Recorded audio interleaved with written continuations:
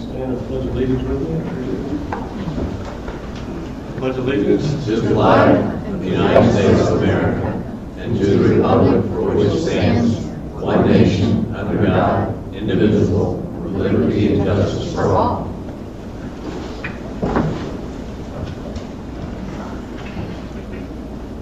Okay.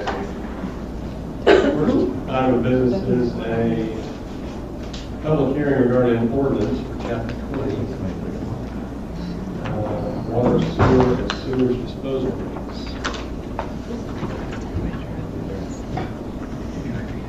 Our city clerk is going to help us with that.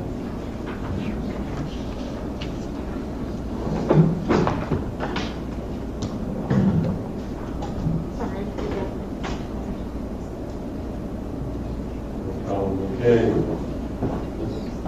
City clerk, would you please read the title of the ordinance? An ordinance of the City of Maitland, Florida, amending Chapter 20, Water, Sewers, and Sewage Disposal to provide for service charges and fees and billing and collection by interlocal, and providing for conflicts, for severability, providing for repeal of conflicting resolutions, and providing for an effective date. Okay, thank you. Mark, would you please introduce the item? Sure. As we discussed over the last several months, and more particularly at the last meeting, the rates that we adopted by resolution need to be amended to be adopted by ordinance, so that's what this accomplishes, with the addition of a few things that are outlined in the staff report, including the rounding of the utility deposits, so we don't have to come back and change that every year. It'll make it a little bit smoother for finance and managing the fund, and a better customer experience, so that's not changing every year. Also, there are circumstances where some larger commercial developments are fed off of a large line, typically a fire line, when they only need a smaller line for their actual service. This allows the Public Works Director also to make adjustments based upon the actual usage versus the larger line sizes. Also addresses our AMI monthly fee. For some reason, when we codified this the last time we did our rates, when we did our automated metering, some folks didn't want them, so there's an additional charge for manually reading a meter versus having it automatically read. So Meeting Coach didn't put that in the codified version, so we're making sure that gets in there. And we're also including a schedule if we use a third-party third-party billing for water, will pass those fees on directly, and that's it. Those are the major changes. Otherwise, the rate schedule is unchanged. Okay, thank you, Mark. Does anybody have any questions of Mark regarding this ordinance? Seeing none, let's open the public hearing on this item. This is a public hearing for the ordinance we're adopting regarding water, sewer, and sewage disposal rates. Anybody from public want to address this? Seeing none, let's close the public period. Any further discussion? If not, the motion will be in order.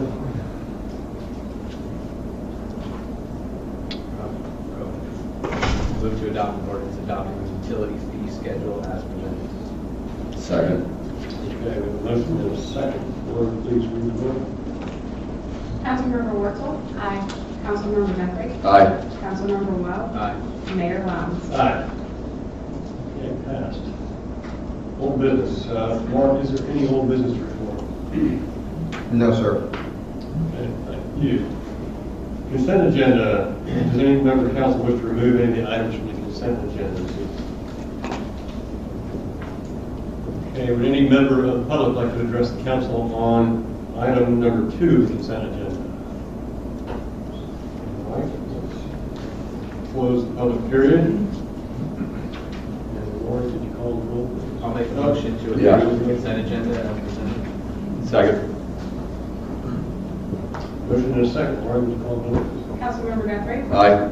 Councilmember Wurzel? Aye. Councilmember Wells? Mayor Lowndes? Aye. Okay, consent agenda is passed. So let's open the public period. This is the period where anybody can address the public and council on any item that's not on the agenda this evening. So if it's not on the agenda, now is the time to address this.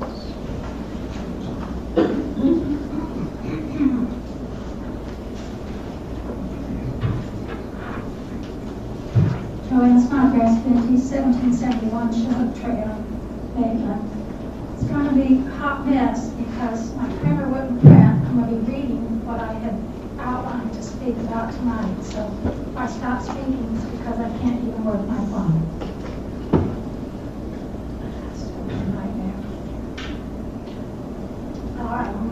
I typically don't come here to criticize.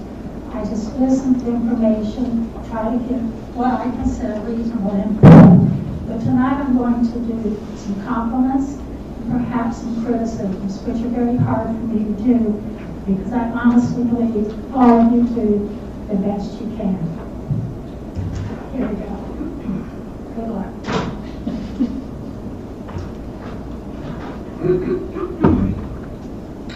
After an extended hiatus from attending council meetings in person, I'm back. I have continued to read the agendas and follow the meetings virtually whenever that is possible. Tonight I felt the need to come and address the following. First of all, I would like to compliment Maitland Police Officer Goldenberg for her professionalism and communication skills in a recent conversation I had with her. Michael Holloway in Utilities promptly answers questions, returns calls in a timely manner, always gives and finds answers. I appreciate the council for its rational and calmness in facing challenges that have been presented to them. Angry and hostile exchanges I have witnessed in the past were always off-putting and non-productive. I also believe, I don't know if this is okay, I'll start talking. I also believe this administration handled the recent problems caused by Hurricane Ian, that they were handled efficiently as possible, considering the big picture for the city and not individual gripes or some residents.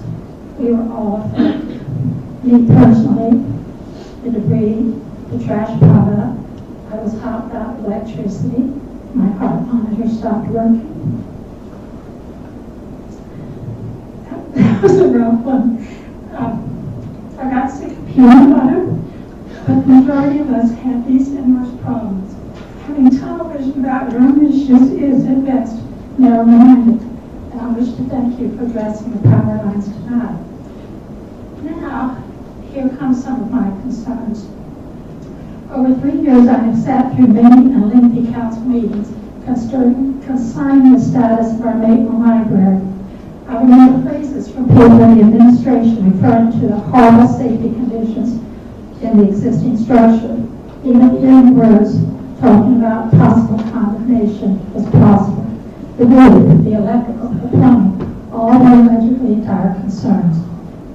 I'm thinking this was over 3.5 years ago. I attended meetings to select a site. I believe a new site was selected, even though one council member said, why do we even need a library? These were painful discussions from the library falling down to why do we need one. Oops. Since then, there has been, if any, information on this. If it was considered imperative, why haven't we had information? This issue leads right into another aspect, which I find appalling. Lack of communication from the city manager's office, inefficient handling of calls, and lack of timely response is rampant. Having lived in this town as a 77-year-old, I've lived here 74 years, I know a large number of people. Neighbors constantly ask me questions about the city and ongoing concerns of theirs. I said, call the manager's office. They repeatedly say to me, no need to call, we get no answers. My own personal experiences have been recorded voice as being wrong. When we've answered, it is a message about calling back later, or words such as, I'll look into it. Little bit of communication is done. I certainly understand issues of COVID, hurricanes, and tragic causes of transitional periods. However, enough is enough. This is not okay on any level. It is not okay. I believe that one of the tasks of this council is overseeing and giving direction to the city manager. Please do so. Thank you, Joanne.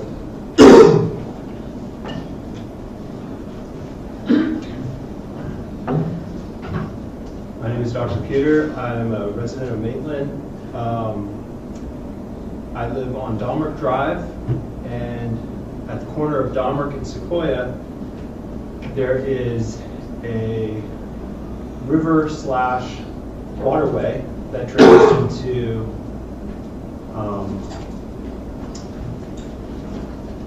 Lake Minnehaha.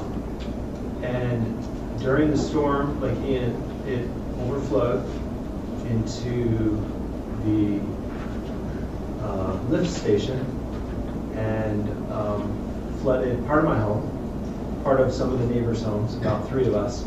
And so I would like to propose a solution, but before I'd like to show 2 pictures. There are 2 small little tubes here where the water is draining out, and you can see the water overflowing over the street, over here. My house is over here. There's a couple neighbors over there that got some flood damage as well. Here's a picture of my front yard. You can see the water pouring over there into the little spillway. And this house right here is my neighbor, Brian. He was going to be here tonight too. He got some flooding in his basement, and it's not the first time he's had flooding. And here's a picture of it overflowing. So this is what should be the right here, where the water drains out of these 2 little, about 4 feet diameter tubes that go under the street. So my thought is the drainage is not sufficient for storms. We've had a couple that have affected my neighbor. This time I think it became a public health concern because of the flooding clogged up the lift station. They have a generator at that lift station, and they had to remove the generator because the water was so high there, because they didn't want the little portable generator to get flooded. And so basically it was then stool water that was flooding all of our houses. I think a solution potentially is to create a bigger drainage pipe under the street. We have 2 small, like 4 feet diameter tubes going into the street, half full of dirt and sand. And even if you did clear out those consistently, which I'm not sure how we would have a way of creating some checks and balances there, I don't think that would be sufficient for when we really do have a heavy rain. And so I wanted to bring this to your attention. I don't know what next steps would be, but I would like to hear from you guys, if possible, on what could become a solution for this issue. Thank you.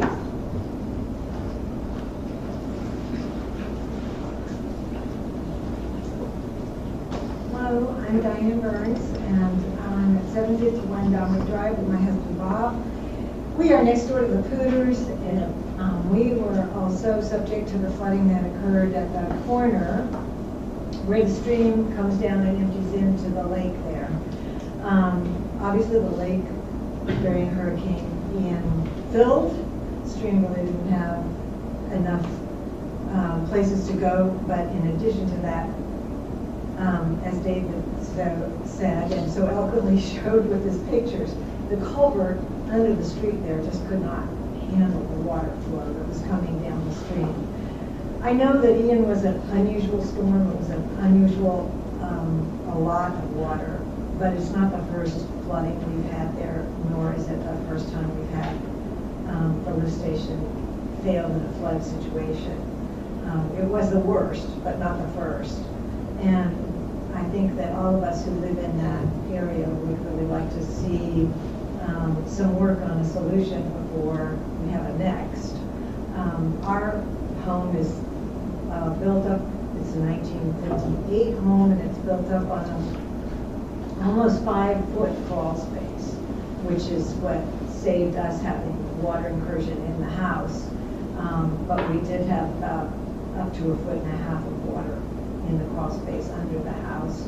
Our complete backyard flooded, a stream running between the Pooters house and ours out to the lake, carrying floodwater and sewage effluent. So anyway, this is something that I'm hoping that we can get the city public utilities to address with us to find a solution. Thank you. Thank you, Ms. Burns. Anybody else on the open period, public period? We'll close the public period. And as to the last two speakers, I think Councilman Wild and I, we both live nearby and we're familiar with that issue. And we've both had, I'm sure, have had discussions with city manager on how to handle that going forward. Right? This is, it is an issue of concern that's been ongoing for some time, and I think as we continue to get storms that are higher winds and wetter, we're going to have to figure out how to handle some of these resilience actions. But rest assured, we're dealing with the city manager on that, trying to find a way forward and see what kind of engineering solutions might be done to help alleviate that in the future. Okay, the next item is a discussion item, proposed electrical upgrades to the Delmarva area. Mark, if you'd like to give a brief overview of that. And I think what I would like to do after you're done and after we hear from Duke Energy representatives is to open a public hearing for that item, although it's unusual to do so since it's not a decision item. If I can get that indulgence from fellow council members. Yeah. A lot of people came. And if I could ask you all to respect the red lights in the area, we had the 3-minute discussion ends with the red light. So I'll just go ahead and tee it up. Thank you very much, Mayor. As you all know, staff has been in serious conversations with Duke Energy regularly since 2018 regarding the undergrounding of the Delmarva Estates electrical system. When I say since 2018, obviously this is these discussions have been ongoing well before that. Throughout that time, the city has assumed that we would be bearing the entire cost of undergrounding in Delmarva Estates. So our discussions internally have been primarily on how much it will cost and where the revenue will come from. We've had periodic meetings with Duke to go over progress on design for the Delmarva Estates project. But when we met with Representative Duke in July, we were a little bit surprised that they laid out a set of plans showing they were going to be doing most of the undergrounding of the power lines in the neighborhood at their cost, and that they were going to begin early next year. So things are happening very quickly. The project consists of undergrounding virtually all the back lot power lines throughout the neighborhood and hardening the main lines. Obviously, the goal of the project is to provide greater reliability for the neighborhood. So if we can take a look at that first map.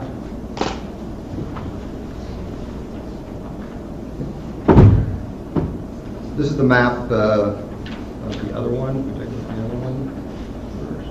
There we go. This is the map that's included within your packet, and so what this shows is the project as it stands right now. I know it's a little bit hard to read up there, but I think I can walk you through it. This is the Delmarva Estates neighborhood. Lake Minnehaha is to the west.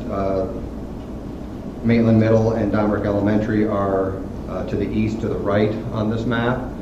The blue lines show the back lot lines that are going to be buried. That's the Duke project, to bury those, to move those to the front lot lines, front right-of-ways, and bury those. The red lines show the main lines that come into the neighborhood. Those lines are going to be hardened. So the difference is when you harden a line, you put a larger pole in, a larger diameter pole. It's a little bit taller. You string the lines, the power lines, vertically versus horizontally, so as debris falls, it's not caught on the power lines. It doesn't act as a net to catch and knock out power. So based upon the metrics that Duke uses, this is the most efficient way to address how power's improved in the area. Tonight, the question that, and okay, just for clarity's sake, the red lines that we're going to be discussing mostly tonight are along Domerick Drive. That's to the left of the map there, obviously, if you're familiar with the neighborhood, Lake Minnehaha. Along Arapahoe, which is in the middle of the neighborhood, and then on, which is the line going right in the middle of the map, and then a line near Seneca, which runs on the right side of the map, and then behind the middle school and the elementary school, just to give yourself a little orientation there. So tonight, the question that Duke has for the city is, do we want to pay for the undergroundings of the lines that are proposed to be hardened, those lines that are shown in red on the map? The total cost of the project with the overhead hardening and the back lot to front lot undergrounding is $6.3 million. The additional cost to the city, if we underground the line shown in red, would be an additional $900,000. However, undergrounding is a complicated process, and there are basically three major phases to an underground project. First is the burial of the lines themselves, which is a small construction project in and of itself. The second part of that when you bury a line, all the meters in this area are served overhead, so the meter base has to be switched out to be served from underground. So it won't be coming in through the weatherhead, through the roof in most cases. It'll be coming underground, and the meter base will be fed from the bottom. So those meters need to be, meter bases need to be changed out. The third piece of it, which is less of a Duke issue, but there are people that are co-located on their lines with them, is the relocation of those co-locators, which in the city of Maitland are CenturyLink primarily and Spectrum. So if we could jump to the next map.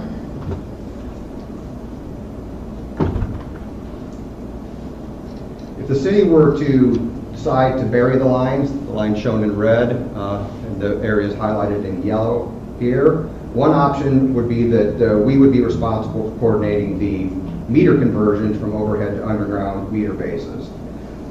This would require the city to coordinate with an electrical contractor, get permission to enter onto private property, and costs are estimated between $140,000 and $180,000, depending on the cost to the contractor, which is about $1,500 to $1,900 per meter base. So we would just have to cost that out and see what those direct costs were. And then the city would have to determine if and how those costs were recouped. Customers that are served on the lines shown in blue on the map would have no charge for a meter-based conversion. Duke includes that cost in their portion of the undergrounding project, so it would be seamless on their part, which is the majority of the neighborhood here. Another alternative, if we choose to underground the line shown in red, an option would be to leave the responsibility for the meter conversion to the individual homeowner. This would allow them the choice to convert and get their service underground, or leave their service overhead and be fed from a pole basically in the front yard out in our right of way. So that would be another option. Then that would just leave the responsibility of the property owners to make that decision as we move forward. So those are really the two options that we're dealing with here. If we choose to participate with Duke to bury those lines shown in red. Third phase of the project, which is sort of a lesser phase, is to remove the joint users from the pole. Here in Maitland, like I said, that's typically Spectrum and CenturyLink. So when Duke converts their lines to underground, they remove the old power lines and then cut the poles just above wherever that next user is. So CenturyLink's the next user, they'll cut it above there, take the tops of the poles away, take their old wires away, and leave those poles and change ownership to one of the co-locators. So if we make the decision to underground the lines, again, the ones shown in red and the folks highlighted in yellow on the map, we would be responsible for contacting and paying the joint users to bury those facilities. If we choose not to, then the poles just remain with those folks hanging on the poles. If the lines shown in red are just hardened, as proposed in the Duke base proposal, Duke would require those joint users that are on the old poles to relocate onto the new poles. So that does take some time, because Duke would need to finish their project first, get it completed, then they would notify the person highest on the pole to relocate their utility to the new pole. They'd have to finish that project. Then they would notify the next highest. They would relocate theirs, and once all the joint users are off the pole, then the poles would be pulled. So it does take some time. Whose responsibility is that, Mike? Hmm? Whose responsibility is that? That's, under that scenario, that'd be Duke's responsibility. So, yeah, if the lines are just hardened, that would be Duke's responsibility. So, based upon our discussions with Duke, the greatest benefit of undergrounding the entire system within Domrick is that the east and west sides of Domrick Estates will be looped together. This means that in most cases, if an outage occurs on one side, the feed from the other could take that over and pick that up to maintain power. However, although there would be an incremental improvement to the reliability, if the main line shown in red were undergrounded, the general rule of thumb is that overhead lines will generally have more outages because they're more exposed, but they're quicker to fix because they're easier to locate and easier to fix. Underground lines will have fewer outages, but they generally take longer to fix because they're more difficult to find. So there's sort of a balance there. And so in our meetings with Duke, since we've been shown this proposal, we've asked if that can be quantified, and due to the infinite range of possible events that can cause an outage, Duke can't provide a numerical estimate or quantify what that benefit would be without a great deal of speculation that no one is willing to do. So regardless of the direction we proceed, Domrick Estates will see improved reliability without any cost to the city.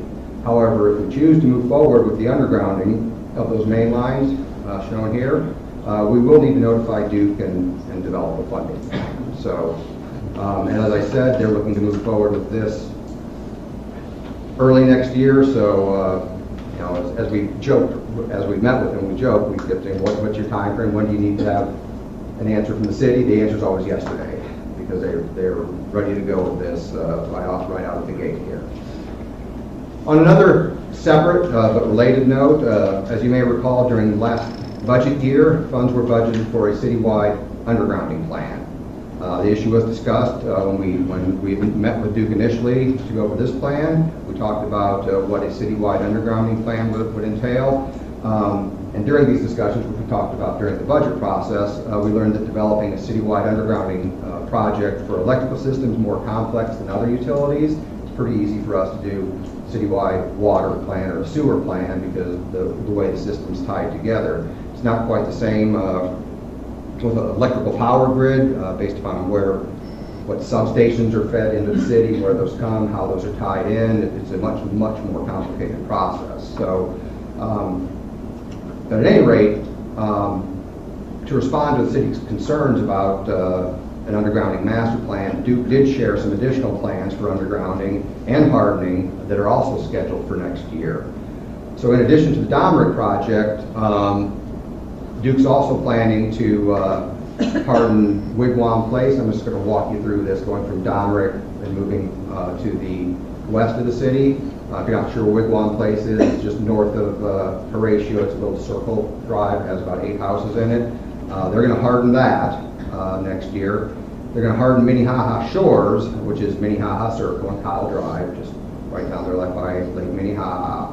They're going to be undergrounding Maitland Isle, which consists of Mariner Way, Shell Point East and West on the south side of Horatio. They're going to be hardening Delroy Park, which is Trotters East, West, and South, and Adios Avenue, sort of splitting those. They're going to be also hardening as we move through the downtown area over to Maitland Avenue behind us here. They're going to be hardening West George Avenue, West Sebelia Avenue, Hillcrest, north and south of Sandsburg, and Hillman Avenue. So in that little cluster over there.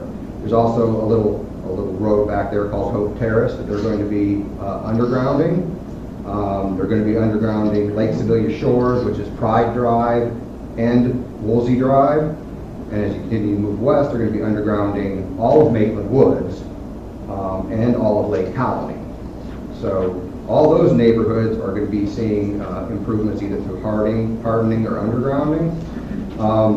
In addition, they're going to be hardening the lines entirely along Sandsford Road. So from Maitland Avenue to Wymore, those lines are all going to be hardened.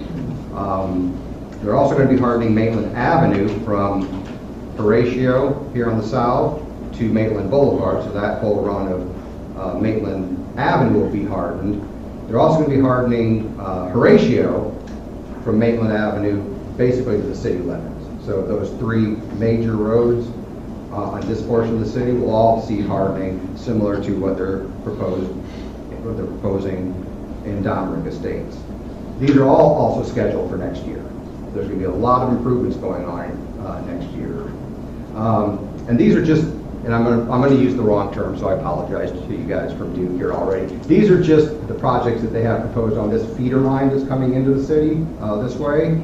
The city served from several different locations, from different substations, and there are improvements throughout the city on all those different feeders that are coming into the city. So there's going to be a lot of work going on within the city next year from a Duke perspective. So it's awesome to see that. You know, these are things that we love to see, to storm harden facilities and underground them. So this is all good news.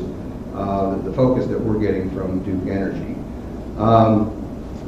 So what we're asking for tonight is some direction on how to proceed with the project, whether you would want to entertain the idea of burying the lines in Domrick Estates to the tune of about $1 million, and how you would like that to go forward. So if you want to do that, we can start planning for it.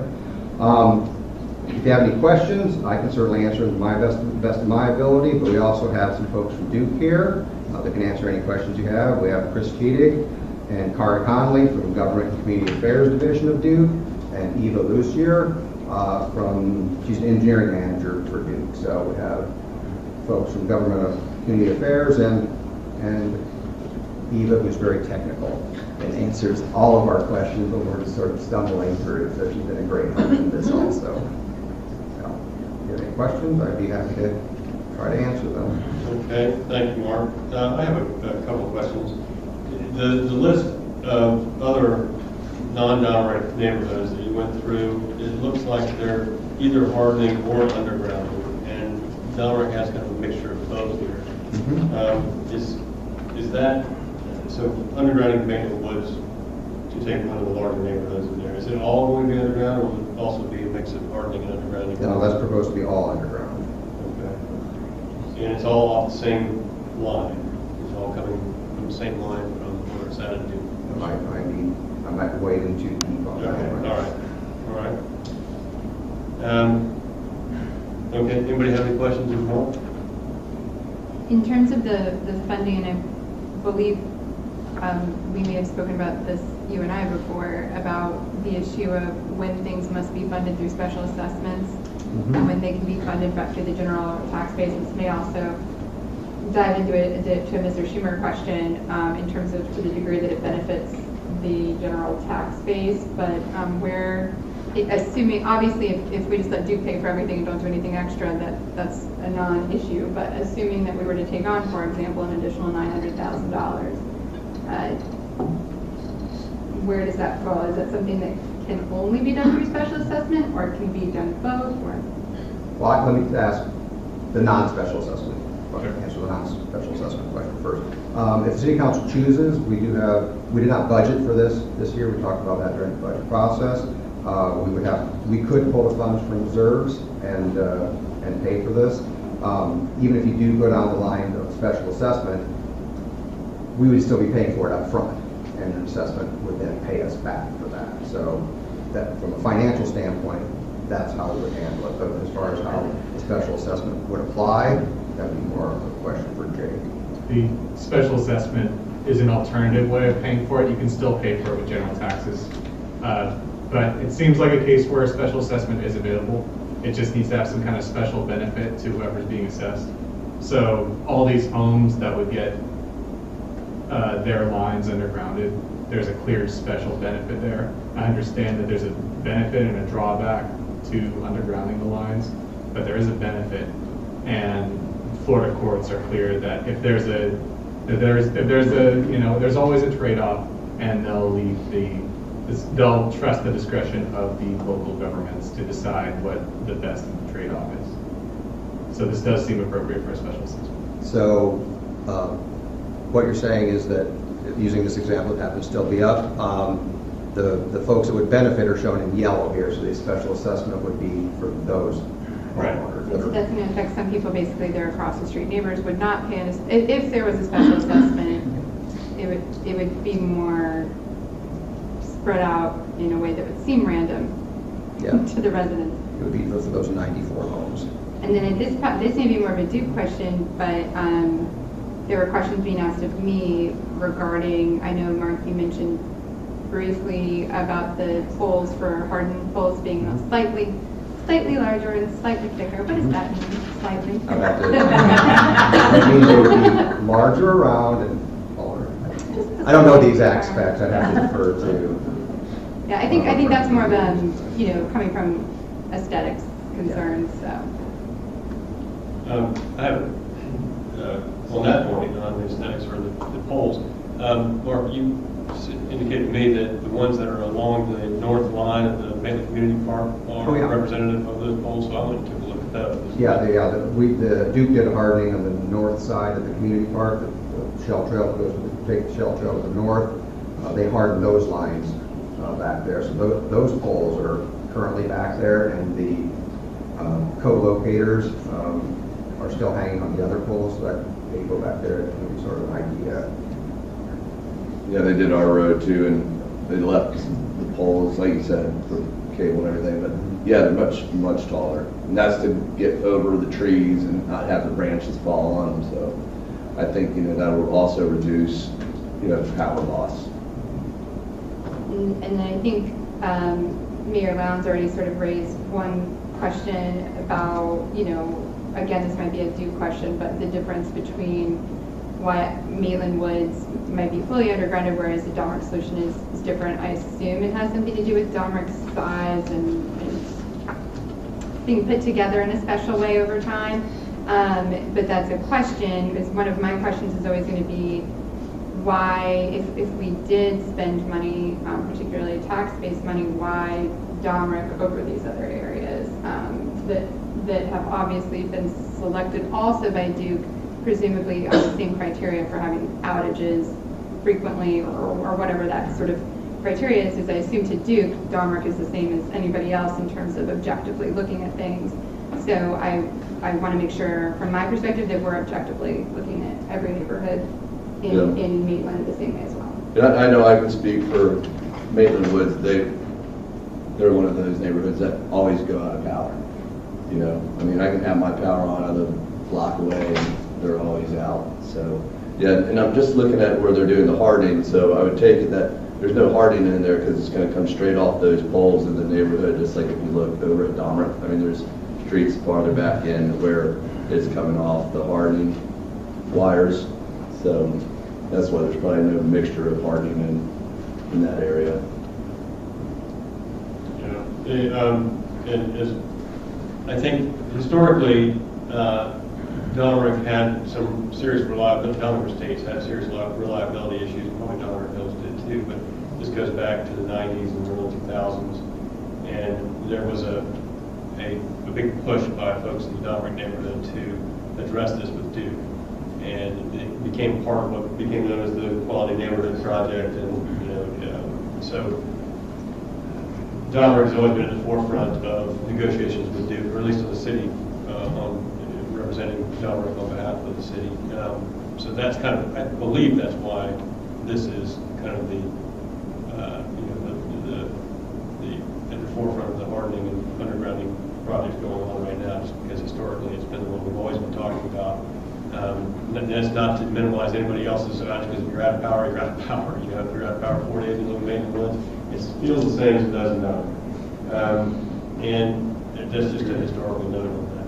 But before we get too far away from the assessment, I'm not sure that I quite understood where we landed on that. So the yellow lines there are homes that abut the feeder lines, the red feeder lines. And actually, but it's not all the way up on the center line there as well, but I don't know if that's a good issue. So the assessment was, the discussion was those homes in yellow are 94 homes, and an assessment would be on just those 94 homes. It would not be the 472 homes in Delaware. Right. So folks that would be on the blue, the lateral, the east-west roads there, in full disclosure, be included, would not be part of the special assessment, and it would be just the folks. So I just did a quick rundown of what $900,000 into 94 homes. It looks like that assessment would be roughly $9,500 per home.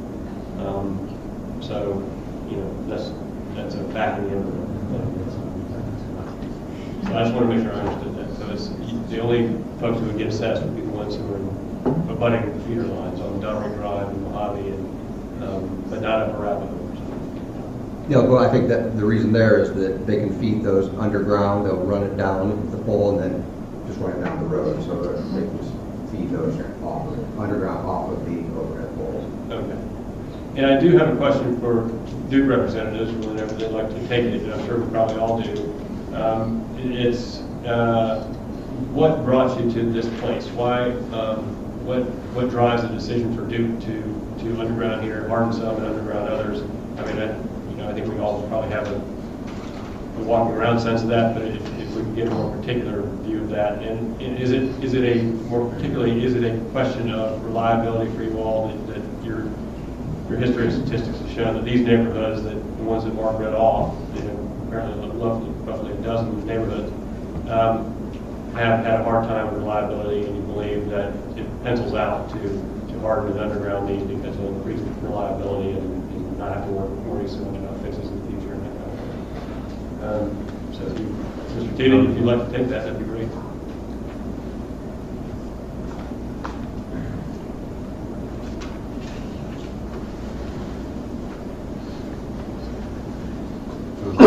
Chris Teeting with Duke Energy.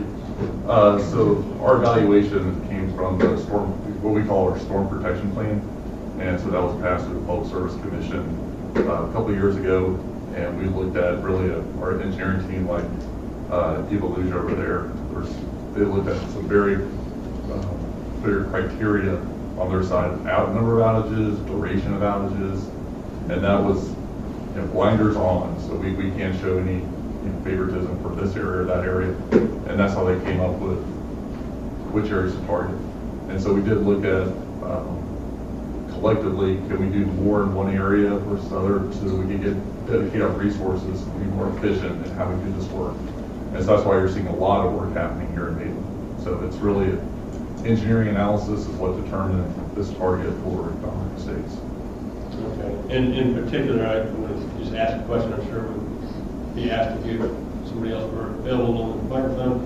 But say, for instance, why not Donnery Hills, which is just east of Donnery there? And I think it's a neighborhood that's very like Donnery Estates, and I think they've also had a lot of, as everyone does with reliability, day to day, but also especially with hurricanes. Is there, do you know any of the statistics about Donnery Estates versus Donnery Hills? I don't have any of that data with me, but that's something I have to go back and check to see if that was evaluated or if that might be part of a future project. Okay.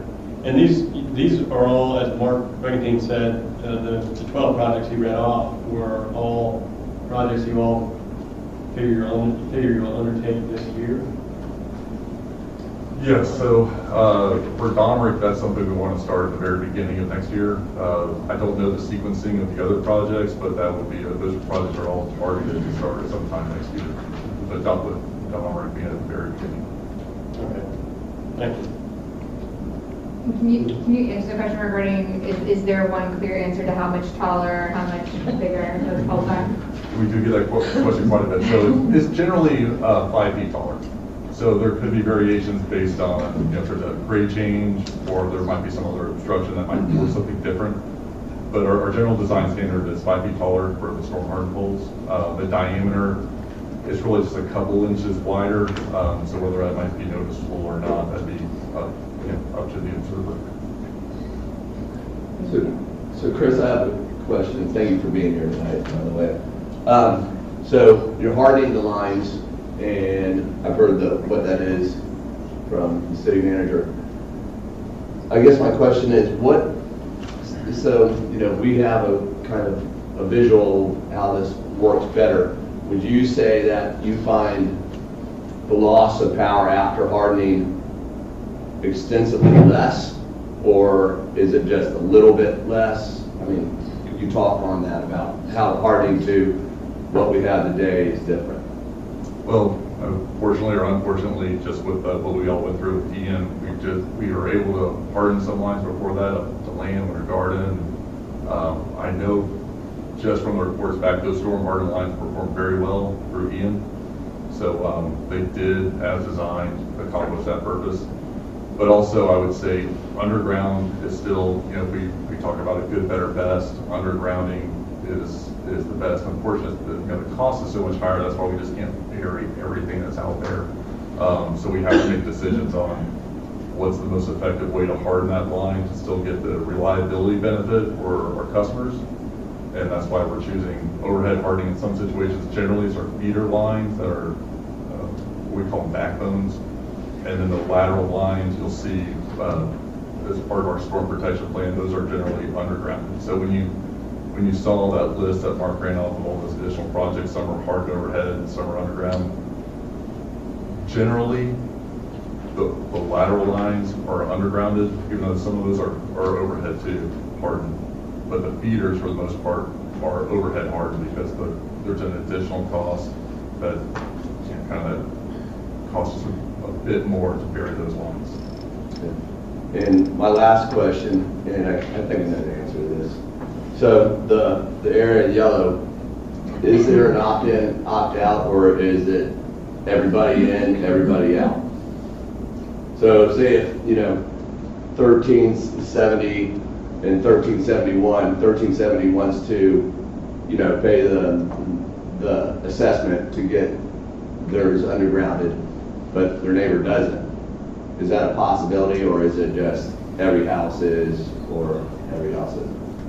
Well, from our standpoint, you're getting a design impact of, you call it porpoising, where the line's going to start doing this, and you're having all these extra structures guide down to support dips and risers. It's a horrible design. I would not recommend something like that, but that would be a city's decision on how to assess and collect and what they would like to do with the homeowners there. It may be more of a Jacob question. It goes to the process of an assessment. Can you assess homes that don't want to be assessed? You can assess homes that you don't want to be assessed, and that's something that, you have to go through a hearing process to determine the initial assessment. And what determines the assessment is what the cost is and what the project is. I think the only way that somebody could opt out is if at the project design level, you are asking people, do you want this or do you not want it? And then people who say no don't get assessed, though that will I'm sure if you have this kind of porpoising, that's going to affect the project price as well. It's hard for me to imagine a opt-out situation with this kind of project, unless you, as the council, listen to public input and hear from this street doesn't want to be, enough people on the street object that we don't want to do it for this street, and then it makes more sense because they'll have a whole street where it will look the same. But from a special assessment standpoint, that's everybody that gets the benefit, everybody gets assessed. That answered my question. Yeah, that's it. Thank you. I'm assuming that, so you all are planning to start this in January. You've got the designs done to do these overhead and the hardening aspect. If there was a change, would it slow your timing down? Yeah, any change at this point. We've got, I wouldn't say final design done. I think we're still working through our final, but we pretty much have everything designed, and we really had to design everything to develop the estimate that we gave to Mark. And then feeder lines that are in the back, so most of these feeder lines, the ones on Dahmer Drive and then Arapahoe, are moved to front yards, so essentially accessible off of the right of way. But there's a couple of them. There's the one that goes behind essentially Seneca, Thistle. Those are feeder lines in backyards, and then the one between I think Chippewa and Mohawk that run. So the Seneca Thistle ones runs north-south, and then they go behind the houses, but then you're on school property. But then you've got lines that are in the backyard between Chippewa and Seneca and Mohawk. Was there any thought on how you could not have feeder lines elevated in backyards? Because I know part of the issue is, even at 5 feet, I know there's a lot of trees that are still going to be overhead on that. And I don't know, there's a couple people that are, I see in the audience that are on those streets. Is there, have you looked at those? Are there any options there to not have feeder lines in backyards to help with? Because I mean, if those come down, I'm assuming, let's just say the ones between Mohawk and Chippewa, I think, right? Because that line, I think, runs behind the school, runs on the ball fields on the school, crosses over Mojave, and then connects in and runs behind the backyards over there. If those go down, that's going to take out everybody who's fed off of the Arapahoe, I think, because the power comes in, I think, from the east, from over there, and then comes up, and then whatever. Is there any thought about just reducing the possibility that a tree comes down in those backyards, and then it's hard to fix, and then that affects, obviously, a pretty large swath of homes? Is there options there? I'm sure you looked at it, but at least so we can understand how you came to the decision not to leave them in a backyard, but also have them be sort of susceptible to tree damage. Well, you're right, we don't like overhead lines in backyards. It's harder for us to access, so there's issues there. But generally, so the lines that are shown in red, those are being hardened in place. The lines that are in blue, those are getting buried and moved to front lawn. So, but as far as the design, it is hard for us to move an overhead line from a back lot to front lot. There are probably some design issues, and Eva might be able to talk better to this in this location. I'm not sure how that was evaluated with the trees there, and maybe they'll be doing more trimming there. I don't want to speculate too much on that without knowing that exact area. But I would think that, well, even maybe we can come back and take a look to see if that was evaluated on the back lot portion. Should I address it? If you know the answer. Can I speak from here? But it's better in microphone. So, what I will say is our hardening project for 2023 is Arapahoe West. So the 2024 continuation is Arapahoe East. So in actuality, that hasn't been completely assessed. For the purposes of this meeting, we are assuming because it's feeder, it would stay overhead. But in terms of having engineers on the ground actually walking this out, we haven't done that yet for the east section. So if there's possibility, our intent for storm hardening, number one, is always to get it out of the backyard, if possible. And then second would be where we can harden it, where we have easements.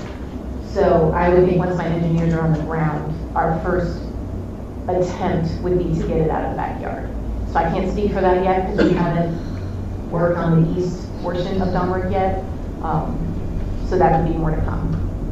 So does that include then, when you harden 2023, does that include the lines that are fed off of the Arapahoe line? Or, so when you say, because it looks like, I think, half of, not more, 3/4 of the west side there is fed off of the line that comes down Dahmer Drive, and then it flips, and then they're fed off of the Arapahoe side?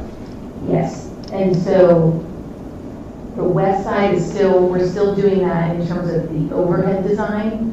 We did in the springtime when we started this conversation, we designed the whole conceptual design underground. So actually, if we go forward with the whole underground, this top left west portion that borders the green, we would actually switch it, because right now it's fed from the feeder to the east. We would actually switch it from a looping perspective so that everybody Arapahoe west is on one feeder, and then everybody Arapahoe east is on another feeder, and then there's a feeder tied up in that corner somewhere so that you can be switched between feeders.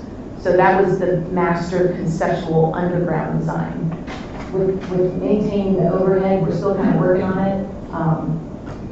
But right now, for the overhead for 2023, it's Domrick Drive and the laterals that feed off of Domrick Drive.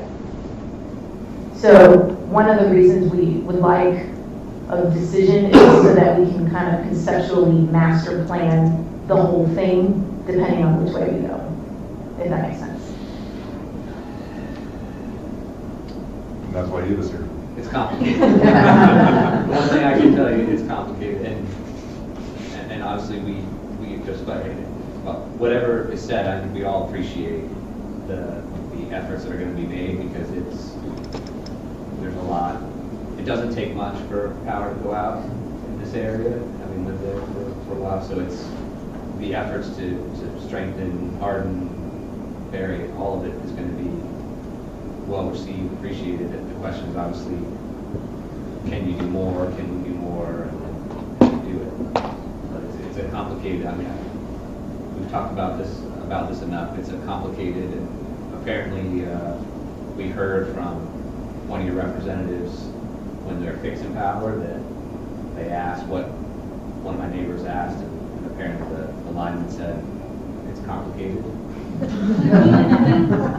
And because when power came on, I'm sure we all saw this, different streets got it, different streets didn't. People that were fed off the same line seemed to get it before others, and it's hard to put together. But again, I think any of these improvements are going to be great.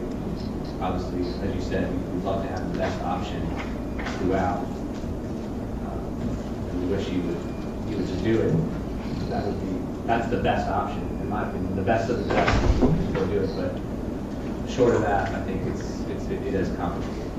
But thank you for at least one showing up and also starting this project.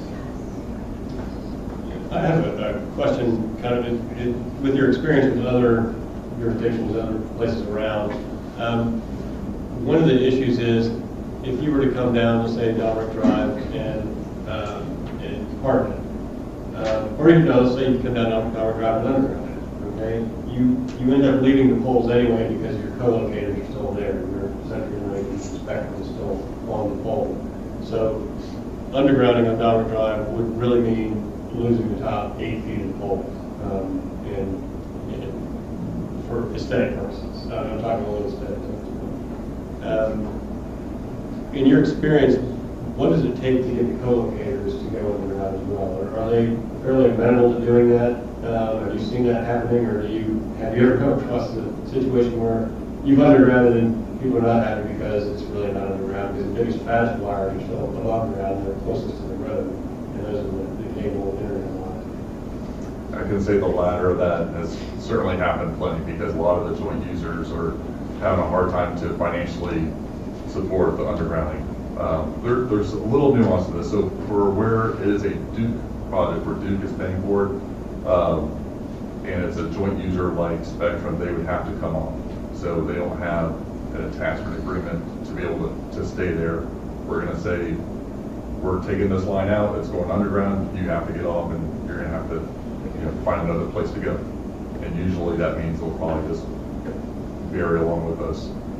It's different though for the part where the city's project, where the city is paying for it, because you wouldn't have that same, unless you have some other separate arrangement with those joint users through a franchise agreement or some other use agreement that they would have to do something special. They would not be compelled to do that. So if they wanted to stay on that sawed-off pole, they could do that. But if you ask them or you pay them to bury, it's my understanding that they would have, if you're going to say, I'm going to pay you to come underground, they would have to do it. They would have to have some other real technical reason why that would be impossible for them to be able to do that and maintain service. They don't have to come off at their own cost, they just have to come off if we pay for it. Yeah, where you pay for it, they would have to do it. Where it's a due project, they're gonna do it at their cost for the most part, unless it's, the CenturyLink, there's a little bit of a nuance with the way their full attachment groups are with Duke, so we're still working that out to see how they would do that, but we've all said to Mark all along, we'll work with you. It seems like the best approach to get the joint users to do it is if they get approached by Duke and the city. So if we both work on them, they seem to be more amenable to and quicker to respond.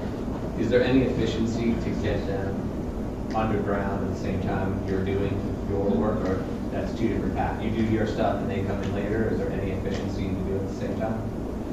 Not really, because it's they're boring our lines in. It's not like we're opening up a trench and laying conduit down. So that there might be some just with the maintenance of traffic or just really the disruption to the homeowners is really the biggest thing to try to get us to do it roughly the same time. But then again, we're moving at different times, so it's never going to sync up perfectly. Right, because you're going to have to move them first, and then they would come off second, so it would be two sets of bearing anyway, right? And so whether they do it now or they do it later, there's not necessarily an efficiency standpoint. Doesn't sound. And then just so we get this clear, the 2023 project, so the project that's going to start in 2023 is Dahmer Drive essentially, and then the ones that are fed up to, what is that? That's the backside of Huron and Shawnee, I think, right? That's the end of what's being fed off of Dahmer Drive. We all are coming out as familiars, John and I who walk our dogs. But it looks like that's the extent, and then so that would be as far as you're going to go in 2023, and then the next phase would be 2024, and then that would focus on Arapahoe east, and then that would go Arapahoe and Seneca, and the ones that are behind it, okay, and then behind Mojave. Okay. And then as far as the rest of the projects in the city are concerned, will they then follow behind that project in 2024, or are you going to run others concurrently in 2024 or 2023? So all the ones listed in the document are 2023 work. Our targets for 2024 are supposed to be released January, February to my team. But because of this situation, we were aware of this one already. But everything that's listed in that document is 2023. The way the construction works is based on your feeder, which along Horatio is feeder 79, in case you're interested. That whole project would be given to a crew, and they'll just work it continuously through that. Some of those other locations, I think, are on other feeders, but the one company will have all of those projects. So they'll just be in Maitland. So like Maitland Woods will get it, because that was on I didn't realize there was a distinction between half of Dahmer Estate. So the Maitland Woods project that got cited, that one goes before the east side of this one? I think so. I don't know where Maitland Woods is at the moment, but I have maps at my desk and all that, but I think so. Is it along Horatio? Is Maitland Woods along Horatio?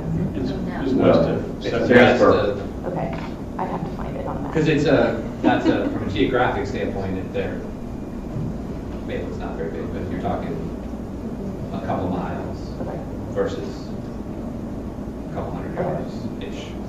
So, yeah, no, it's just, you all have engineered, I'm not going to obviously second guess that. I'm just trying to understand it and make sure we set expectations, because I think there's going to be another hurricane season then before some of these get addressed. Yes. And, so there's going to be. He's complicated. There's no doubt. I've heard it from a lineman or hearsay through a lineman. So, Ms. Lucy, before you go, I think what I heard you say is there is another list of projects, perhaps in Maitland, that you'll discuss in January, February timeframe for the following year. Yes, it's out of our Castleberry substation, and so Arapahoe to the east is actually fed out of the Castleberry substation. So depending on what else in Maitland is fed out of the Castleberry substation would potentially be projects as well. So, but just to be, the east side is an official project. A 2024 But project. it's officially a 2024 project. It's not a questionable 2024. Correct. Correct. So people just It's already been filed with the Public Service Commission. It's a project. It's happening.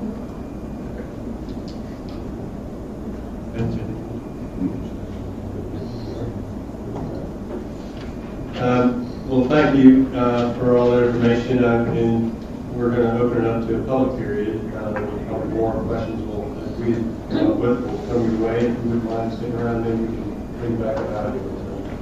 Yes. There's one other thing about the estimate. So we made the way the estimate for the overhead hardening piece, the lines in red, it was originally closer to about $2 million, but we got a change in the way that's calculated through our tariff, and that was only approved just in September. We knew about it back in June, July, and gave Mark a heads up. But what that effectively did is it took out a couple pieces of the calculation that since the line had not been hardened already, Duke is really seeing this as becomes part of our storm protection plan in a way. And so the cost of that came down to roughly $1 million. So the way this would impact you is if you chose not to bury those lines on Arapahoe and Domerick, and we hardened them, so we built them overhead, and then let's say 3 years or 5 years down the road, you change your mind and come to Duke and say, Duke, we want you to bury those lines that are hardened. Well, we would look at that and say, well, the lines are already hardened, but since you want to bury them, we have to go back to what's kind of what we call an old calculation. So that would be, instead of $1 million to do that, like we're saying it is now, that would be $2 million just in today's dollars, not talking about what it's going to be 3, 4, 5 years from now. Plus maybe a little bit more in how it's calculated. So it might be somewhere more like 2 to 2.5 million just in today's dollars. So the decision to do it now versus later, there's a financial difference that I want y'all to be aware of. Okay. And how comfortable are you with the $900,000 number? That's a binding cost estimate, right, on that we, Whatever we provided, yeah. I think it's 900 plus 200 for many Hop Shores. So we've kind of looked at it as 1.1 million. Okay, thank you. And Mark, we had talked about this, the assessment side of it. Duke could assess this or no? Is this for the pole, for the feeder thing? What for the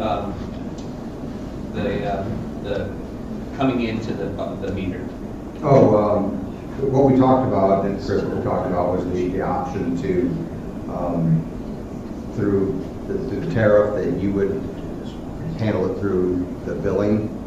That we would do The meter conversion, right? Yeah. So the Duke portion of the project, Duke would pay for. There's no billing or assessment that Duke would put on anybody's bill for that. So for the Duke portion of the project, we would cover it. For the city's portion, that's the way you would do the cost recovery on that. That's whether you'd want to do a special assessment. There is something in the tariff that Mark referred to where it's covered for underground conversions, where you would identify which customers you want us to recover from. So we would still get, the payment would still have to be made up front, but that's not for meter conversions. That's for the undergroundings. That's for the $900,000 piece. Okay. Duke can recover that from customers, and you would select which customers, whether that's those 94, all of Domerick, the entire city. I mean, that's where, and we'd identify how much that dollar amount is and for how long in order to recover that money that you're looking for. So you could do it yourselves, or there is a way to do it through Duke billing. So there's two options there, just on that. That was very nice. Okay. Any other questions from Mark? So what we're going to do on those unusual for discussion items, we're going to open it up for a public period. And again, if you would please respect the green, yellow, and red light. Everybody gets 3 minutes, and if you have questions, if you can ask them of us or the city manager, and then we'll compile them all, put them to Mr. T, Ms. Lucy, Aaron afterwards, and then probably the most efficient way to answer all the questions. Right, and state your name and address, please, when you come to the podium. That's the hot spot. My name is David Pewter, 761 Dauber. My first question is, if there's flooding in here and there's an underground line, is that going to be a problem? So that's a technical issue. The second question is the underground line really only benefiting the houses that are in yellow? Because it seems to me that if you have an underground line, you're going to have better recovery in a storm for the houses that are not, touching the yellow, but they're like little leaflets from the yellow. So my second question is the underground benefiting really also the people that are off the little leaflets off the yellow and not just the yellow line? So 2 questions. Okay, thank you. And it may be better for the purpose of discussion to have the other slide up, because I think this one really just shows the yellow, not the actual feeder lines. The feeder lines are just going to be the red ones. And I'll pull off and comment a little afterwards. But I think the answer to that is that all the blue is underground. And so all those houses will benefit from the underground. Because every blue line, every lateral east-west line is underground. Every red line is still above ground. But we'll get back to that afterwards. And that's all you have, Dr. Peter? Thank you. All right. Dale McDonald, Mr. Infrastructure, 108 Tangelo Court. You're preaching to the choir. How many chances do we get to do this? Let's bury it all. Let's bury every part of it that we can. In today's dollars, this is a bargain. And we know that.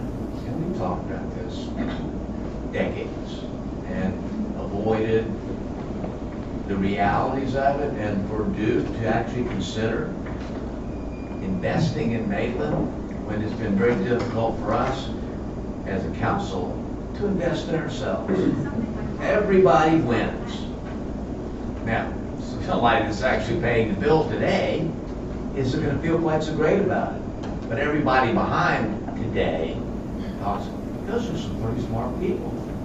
That we did this. And I believe enough in Maitland and our intrinsic value for who we are, where we are, what we are, that we can increase the value of land here in Maitland, residential lots here in Maitland, we all win. Thanks.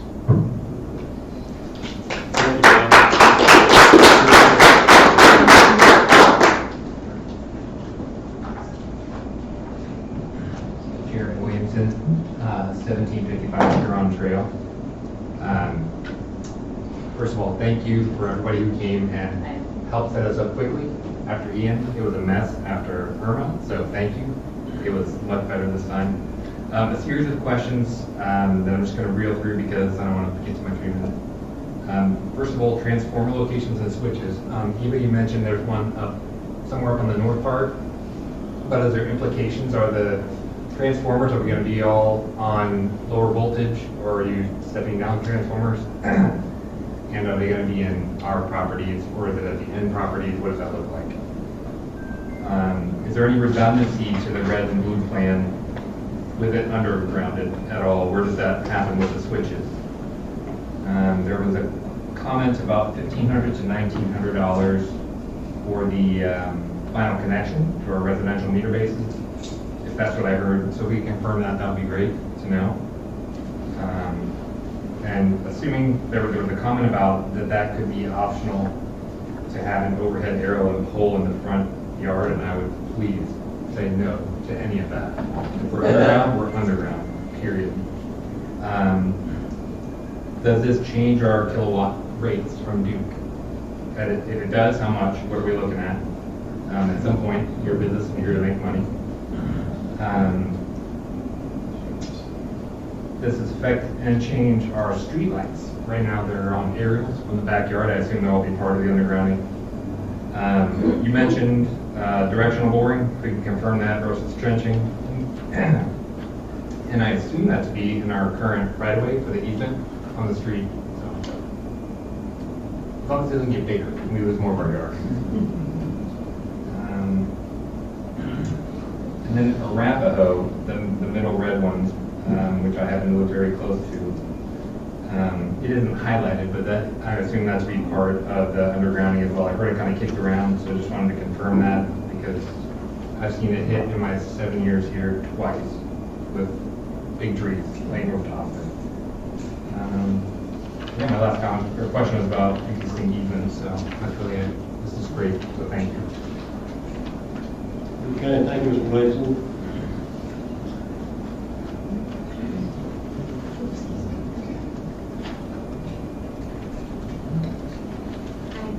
Diane Burns, 751 Domrick. Two questions. One is I wanted to find out what ramifications this plan would have for the lift stations. Some years ago, I think when it was still Florida Power, not Duke serving our area, we succeeded in having power looped from two directions to the number 2 lift station, the one that's down there at the foot of Domrick. And that greatly reduced the number of outages to the lift station. In this last incident with Hurricane Ian, they still brought in a generator, had to use a generator to run the lift station until the water got so deep they had to pull the generator out, and the lift station failed. So wondering if this will affect that at all, hoping that it might improve things. The second is I'm just a little bit muddled about the whole issue of the red lines hardening versus underground. What an assessment, does the assessment come about only if those lines are underground? So just would like some spelling out clarity of that. Thank you. Okay, thank you, Ms. Burns.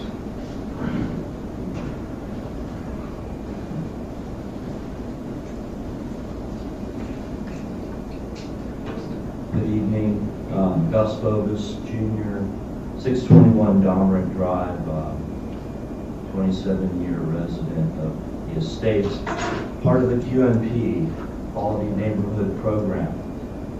This brings back memories. I strongly urge you to revive the QNP, do it all, and do it now. A little bit upset that folks already have been told that it would be free to underground if you're on a blue line and that the red lines would not be undergrounded. I wish it was a holistic approach because the QNP was a holistic approach. Everybody in the neighborhood would benefit. Everybody would get undergrounded lights, power, street lights, sidewalks, which we've gotten through the years. Everybody would participate monetarily. Right now, we have a little bit of backtracking to do. I don't know that the Domrick Beach and Civic Association has been contacted or approached. On the vice. And have you been contacted? Oh, I know what's going on. Okay, but because I haven't heard about it, I think we need to revive it. We need to do it all, do it right, do it once, and do it now. That's my recommendation, and I think the cost should be shared by the city, because I believe the city had planned to spend some money on this, by the residents. You've got values $500,000 to $2 million for these properties now. Our QNP 20 years ago, we were going to each pay $3,200, I believe, per household, and you know, I'm willing to pay 10 grand, I'm willing to pay whatever, but I think it should be holistic and it should be done right. Thank you.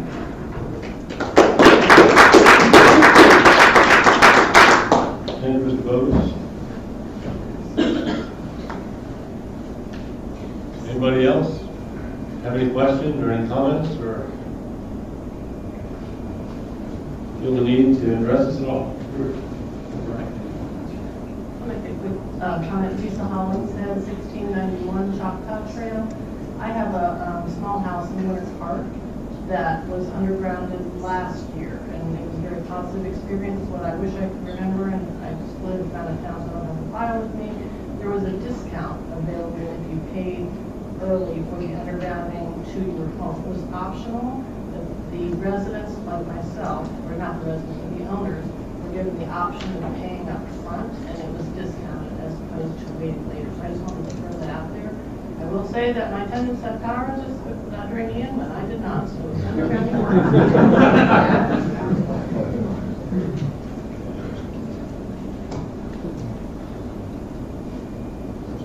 Anybody else?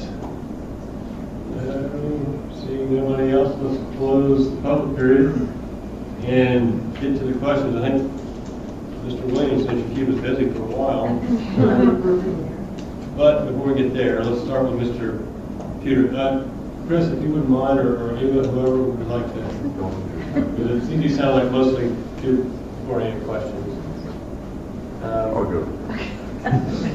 And I think Dr. Peter is, had two questions. One was, will the flooding affect undergrounding? And I think the question comes from, you were here earlier in the presentation you saw where it lists a pump station or a lift station, and it's really a very low point, and it's right by the lake. And what would happen in a flooding situation? Would you end up shutting off the underground power at that point? So it is an option. We do have subaqueous equipment, so for flood-prone areas. So it's a bigger, taller transformer, kind of sits higher out. So that could be an option as we work through the design for flood-prone areas. So it's an option. The underground cable should be fine in the flood, unless there's a nick or, the tree root got it or something, it might get it. But other than that, it should be fine. So, as a general question, and there's been a lot of flooding from Ian, even in this area. If a neighborhood gets flooded, typically, what does it do? Do they leave the power on? And if it wasn't prepared with subaqueous, if it's flooded that bad, yeah, we'll shut the neighborhood down until the flooding recedes. We had that in Ian. Right. And I think Dr. Peter had another question with regard to. Does this serve only as a benefit to the red lines, or was it to the? Right, it seems like if the red lines are underground, it'll be more likely that the blue lines will get power. Correct? Because they're less prone to have accidents? Yeah, so they would all be fed. So to your point, today, the design today, if we left, let's just look at Diamond Drive overhead, all of the blue is fed from Domrey, and they would all be looped, but they would be looped. We'd start here, we'd go all the way around and come back on Domrey Drive. So if something took out Domrey Drive, they'd still be out. Now the purpose is Domrey Drive would be storm hardened, so they'd be bigger, fatter, taller poles. So hopefully they would resist when it would happen. But to your point, if it was all underground, you would be fed somewhere from Horatio. And since Horatio is a feeder, the feeder's the first thing to put on. So even if the feeder went out, if there was no damage within the underground area, the feeders are the first thing that we put on after a storm. So to your point, yes, I think everybody benefits from Domrey Drive being underground.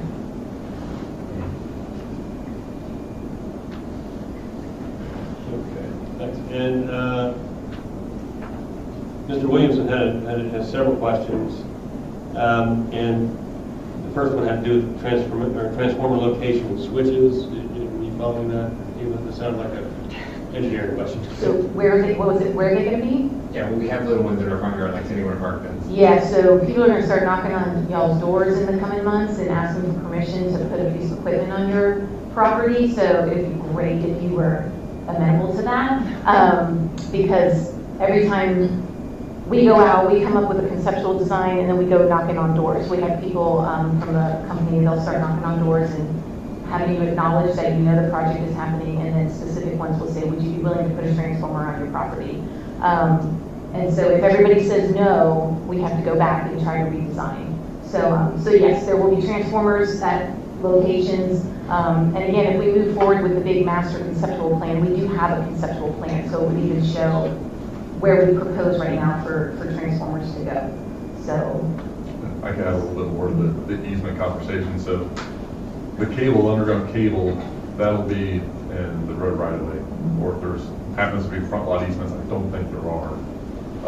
But the cable itself would be in road right away. So the easements that would be requested would only be for the transformers and switchgear for the green boxes.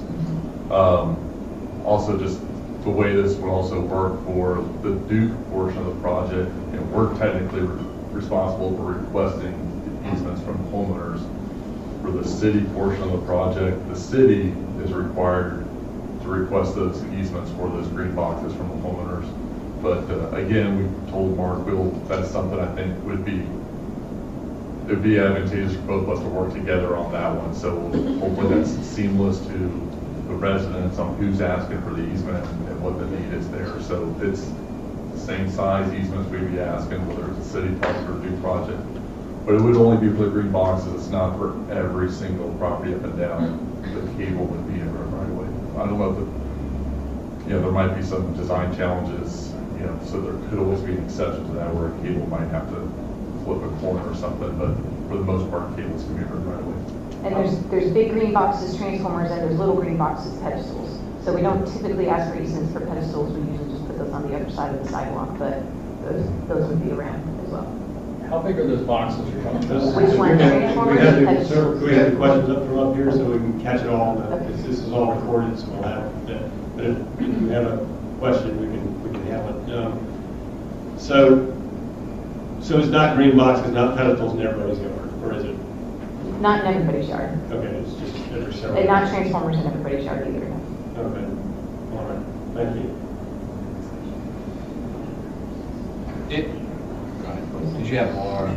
I think, there's more to that question from Mr. Williamson. Okay, all right. And there's stepping down the voltage, or is that a part of that question as well? That's all part of the same. All part of, okay, redundancy? Yes, sir. Got that? Everything would be looped. Everything's looped underground. So you have a primary switch somewhere. Yeah, so it'll all be coming from Horatio, and there's switch gears. I think the proposal was the switch gear down on the east side of Horatio, somewhere over here, and it all comes in and feeds. And then there's feeder ties up at the top end. So, and there was a 3-point feeder tie, so you'd be on 3 different feeders that we could connect you to, and they all kind of connected in some switch gears down on Horatio. This is if we underground it all? If you underground it all. Okay. Can I jump in on something? Sure. So we heard comments of just about doing it now and whatever and benefits. So if under the scenario where you underground it all, there is a reliability improvement for the whole area because there's ability to switch back and forth, right? So from an assessment standpoint, and then the vehicle for an assessment, just so I can understand the options. If the option was, no, we want to pursue all undergrounding the whole area and as you go.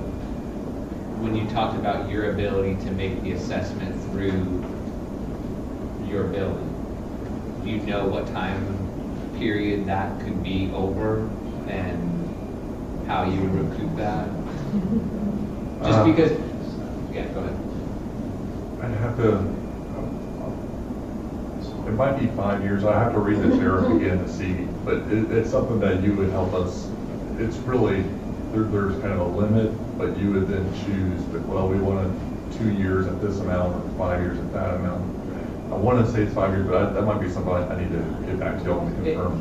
What gets hard, and I just from a city perspective, when we want to try to keep this equal to the extent you can, right? But it seems it's somewhat random in the sense that like Maitland Grove, Maitland Woods everything gets undergrounded for whatever assessment was made by you all. They all get undergrounded, and so if you looked at neighborhood by neighborhood instead of just citywide, because I think I'll skip to my point. My point could be that if you looked at this as saying you were going to go ahead and do an improvement citywide, and you didn't tell us which neighborhoods were gonna get undergrounded because they got the coin flip. And I know there was more. I know there was an engineering analysis that was done. But from a homeowner standpoint, it's like, hey, I got lucky. I'm on the line that gets fully undergrounded versus I'm not. But if you just came to the city and said, hey, city, we've got plans that involve not undergrounding 100% because we don't think our analysis has showed that it needs it versus we could underground it all and this would be your cost. So let's not, instead of focusing on the maps about what's red and what's blue and what gets hardened and what's not, if you just came to us and said, this is what we would do and this is the cost, I think maybe I'd look at it as, if we really want to look at it holistically, we wouldn't pay attention necessarily as to what you're coming and who gets the benefit of being red versus blue. Because this is a citywide project, it's a citywide improvement. You've just said that the red that necessarily benefits the people that are directly on the red will also have an effect on the people who are on the blue, which would also potentially, if you looped it, have an impact on the right side of the neighborhood versus the left side, and then it's not seen as, hey, I just got fortunate, I was one of the ones that got the full underground. So I think one way to look at this is, and I'm just throwing it out there for discussion, is that we don't focus on what's red and what's blue. We look at this as a citywide utility improvement opportunity, and the opportunity to get it fully underground over a series of years is going to cost X. And whether or not we do that through our own taxing system, which, whether you do it through property taxes, which are tax deductible, versus paying it from a utility standpoint, which is not tax deductible, but how we can spread each of those out, to me, makes a little bit of sense in trying to come up with the analysis as to whether or not we do this or not. I don't know if that makes sense to anybody, but I think that focusing on the red and the blue is sort of losing sight of the fact that this is a citywide improvement. And we all walk these streets, whether or not I walk under a, anyway, that's just mine. So are you proposing like Sandsburg and everything? Well, that is underground? But I believe that the 5 years is just to be clear for assessments, which requires the city to pay up front for anything that's owed to Duke, and then that's recouped through assessments. Yes. So if we did not do assessments, or even if we did, the city is not going to get a 5-year payment plan from Duke, presumably. Is that correct? Understood, but there's obviously avenues. What I'm saying is that instead of saying this was an assessment done by Duke. No, I understand philosophically what you're saying. Yeah. I don't know if you like the philosophy. No, yeah. I just wanted to clarify, to make sure I understood correctly. And I'm not necessarily, I'm just advancing it as a way to think of this, because it seems like we focus on, oh, okay, this is red, this is blue, these neighborhoods got the fortune of the analysis showing that they should be 100% undergrounded, these neighborhoods didn't, instead of just saying, this is a citywide issue, we want to try to get as much underground as we can, this is what Duke is willing to do, the incremental cost of hardening versus undergrounding is X.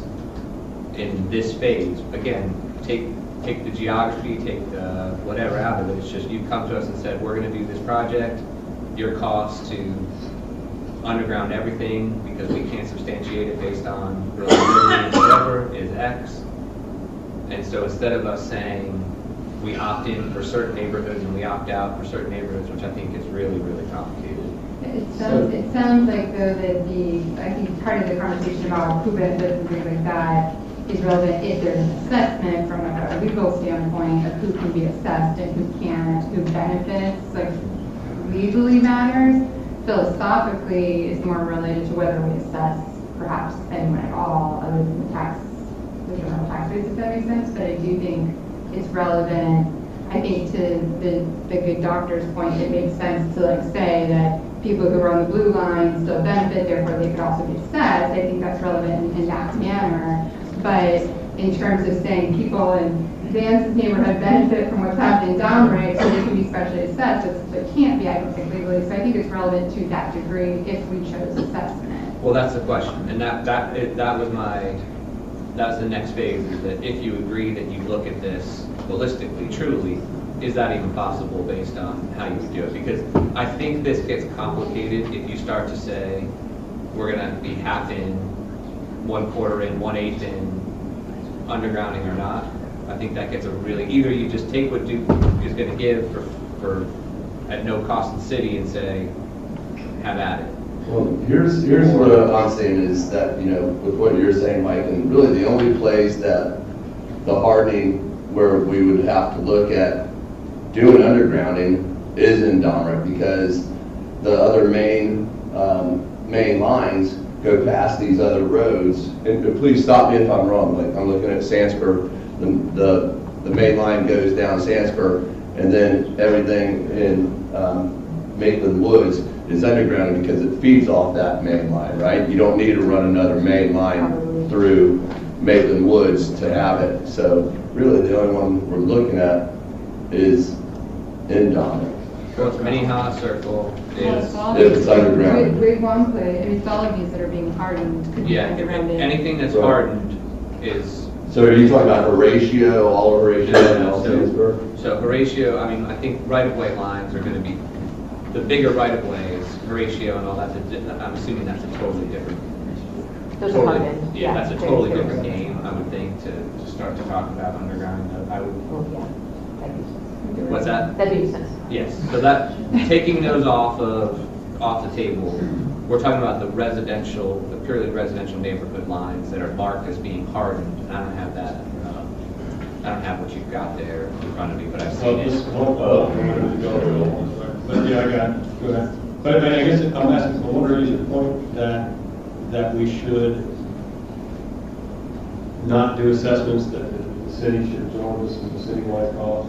No, or you take it as a citywide cost, and that was my next question, which Lori, I think, is appropriately bringing up, is that even possible? If you were to view this as, again, because if they had not shown you a map, and they had said, the goal is to get as much underground as possible, and we have identified this, and this is a citywide issue, and not said, these are the essentially the neighborhoods that benefit because they're 100% underground, and these are the neighborhoods that don't benefit essentially 100%, and came to us with a cost estimate and said, do you want underground? And you did it kind of without the perspective of they've already made the analysis of what goes underground and what doesn't, what gets hardened. I think it frames the issue a little bit differently than this becomes. I mean, we could drill down and this gets incredibly micro if you do it where you look at every street and say, we should underground it or not. And to me, that gets very complicated because I don't know how you assess that. You have to, we all know from going through this, if you try to get 20 people up and down the street to all agree, and we've done this with sidewalks, this is not, it's not easy. And so getting this done through a method where you try to do it block by block, even, forget section of a neighborhood by section, to get 100% of everybody to agree is going to be challenging unless you just said, we're going to do this, we're going to do what we've heard from some of the people. And again, I'm just putting this out there as a discussion. It's that we are going to underground 100%. That's the goal. Wherever Duke comes to us and says they're going to harden throughout the city under their plan, which they've already started doing the analysis, and it sounds like they're fairly well through it. They come to us and say, this is the delta, because it sounds like from what you were saying, it costs X to harden it. The delta to underground it is Y. City, you got to pick up Y, versus what the alternative is that you spend the full amount, then the cost to underground it, because you've already spent the money to harden it, you can't recoup any of the money to put it underground. Mm-hmm. So it's, to me, the analysis is more citywide, I think. Otherwise, you just got to say, we take what Duke is willing to do, because to get on the street by street, neighborhood by neighborhood, I think it's very complicated. That's my thought. Okay. Let's continue down the Sorry, questions. I totally. No, but I think that's a good, we're going to have to come to that. We're going to have that discussion. I skipped ahead. Yeah. You missed a couple of chapters. I did. I'm sorry. Diane Burns asked a couple of questions about the ramifications for the lift station, and some of it might have been answered before, but I think you said that the power was looped in from 2 different directions from before. And again, Ms. Burns lives at the same place that Dr. Peter does across the street. And so the lift station was overwhelmed, inundated by the creek next door, or just by flooding generally. And was shut down, and the generator had to be moved. I guess they kept it offline for a little bit longer. What is the ramifications for lift stations that this undermining would do? Without having it, I'm assuming the lift station is looped right now. So without having it in front of me, I don't even know if it was included. I would have to see where the lift, I'm assuming the lift station is on the conceptual plan, but I couldn't speak to that specifically at this point. Going forward, can you speak to what the best practice would be on that, or what you expect would happen? It would be looped from 2 directions, or? Yes, yeah, lift stations, and that's what I'm thinking, lift stations are almost always looped. So if it's not looped, there's very specific reasons that it's not. So, but if it's flooded, it doesn't help, so. Right. But yeah, it would be looped on the plan if it's not already. Okay. And Ms. Burns' other question had to do with red lines and the hardening and the assessment only going for some of those rather than all of those. And I guess I would say the way I understand this so far is there are several ways to approach it. One is to take Duke's plan and go with what is right there right now. It's just the red poles are going to be hardened and it's going to be taller and they're vertically lined. The blue lines are going to go underground. They're going to get the transformers out of people's backyards and lines out of people's backyards. What we talked about earlier, so that's one way to go. The other way is just underground the whole thing and the city pays for it out of general fund or whatever funds we have. We know that's going to be somewhere between $900,000 and whatever it costs to do the conversions as well. Or we do an assessment on individual homes, and that's the third way to go. And I guess there's probably some element of mix and match in that. The city could share some, and we can do an assessment on others. But as I understand from what Schumer has said, and Ms. Wurtzel had brought this up, was that the assessments would be for homes that were along the yellow the previous slide. They would be, if you do the assessment, the direct benefit would be to the homes, those 94 homes. There may be, you could make the case that there's a benefit to the blue line as well. And it'd be different in kind, right? Because for the ones in yellow, it would be direct undergrounding for their lines, and blue ones would have a tangential benefit of their lines becoming more reliable due to the upstream potential for down lines upstream reducing. So you have 2 different levels of assessment? Right, and that makes it more complicated. One of the other requirements, in addition to the special benefit, is the requirement that it be fairly apportioned. And so what the fair apportionment would be kind of much more complicated, determining how much the downstream is specially benefited. Isn't that what everyone's saying? Yeah. Right. It might be close to that when it comes to evaluation of the, giving you guys the discretion and trusting your judgment, the court's trusting your judgment. But it does cause, how do you quantify it for anybody who is downstream? A lot of special assessments will have a special benefit, clear, traceable special benefit for one group, and then tangential benefits for other groups. Like if the mere fact that lines being underground in one places will make other places around it seem more beautiful, and that's not necessarily something that can be collected on special assessment. But if that's we'd be happy to explore that, and there might be other cases where that's happening. Is that helpful, Ms. Burns? Thank you. I guess we're asking is really there's 3 ways the city can pay it all, some relevant portion of it, or leave it to the residents in differential assessments. But that's all to be discussed. So this is, as Dr. Morales said, it's complicated.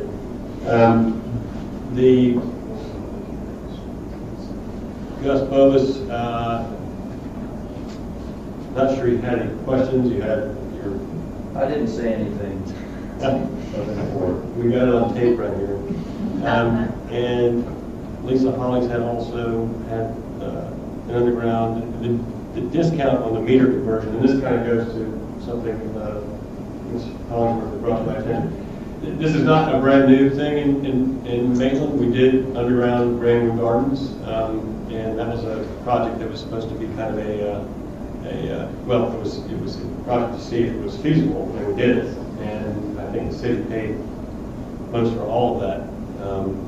But there were meter conversions that everybody had to pay. Every resident had to pay the meter conversion of the lien. And we assessed, the city assessed each home in Greenwood Gardens a certain amount. I can't recall off the top of my head what the amount was, but we paid it up front to do. We, the city, then assessed them and got paid back over time for each home. So it comes with a tax bill, I guess, and it's just something that gets paid net in taxes. So, and I guess we could arrange that in a way if you wanted, for the value of money to be, you give a discount for people who pay quicker than people who pay. The way it works is they would either pay over time or they can pay it all up front, and then you avoid the interest costs over time. Right. Okay. So that's apparently what Winter Park did. So that's possible.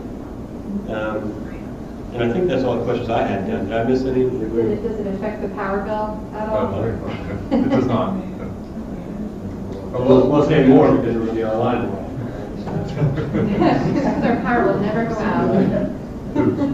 With the only caveat there is that the cost recovery is done through Duke billing. It would show up as municipal undergrounding fee. I think that's the terminology, as an additional line item on the Duke bill. But that's not Duke's bill going up. That is purely the undergrounding recovery from the city. That would not be done through someone. So, And the easements didn't change that. I think that was another audience question, which is the easements would, I think it might have been addressed, but the easements wouldn't change in size at any point. You're not taking more land for anything. We would be requesting easements for transformer boxes and switch gears. Those are usually 10 foot by 10 foot easements for transformers, usually 20 foot by 20 foot for switch gear, which are less frequent. The switch gears, yeah, the switch gears on ratio, so. Okay, so then it'd be. Somebody has a house. Those were the transformers here we talked about. Going, not everybody's here. Correct, and they're not 10 foot by 10 foot, they're probably. The easement. The easement is, but the box, somebody asked that, maybe, I don't know, 3 foot. I don't know, 3 foot by 3 foot, 4 foot by 3 foot. Something like that. I feel like you've done that before. They're not small, but. They're better than poles. So the question here is, I think, we're stuck on this 900,000, but the 900,000 was just for those 90-something homes to connect, right?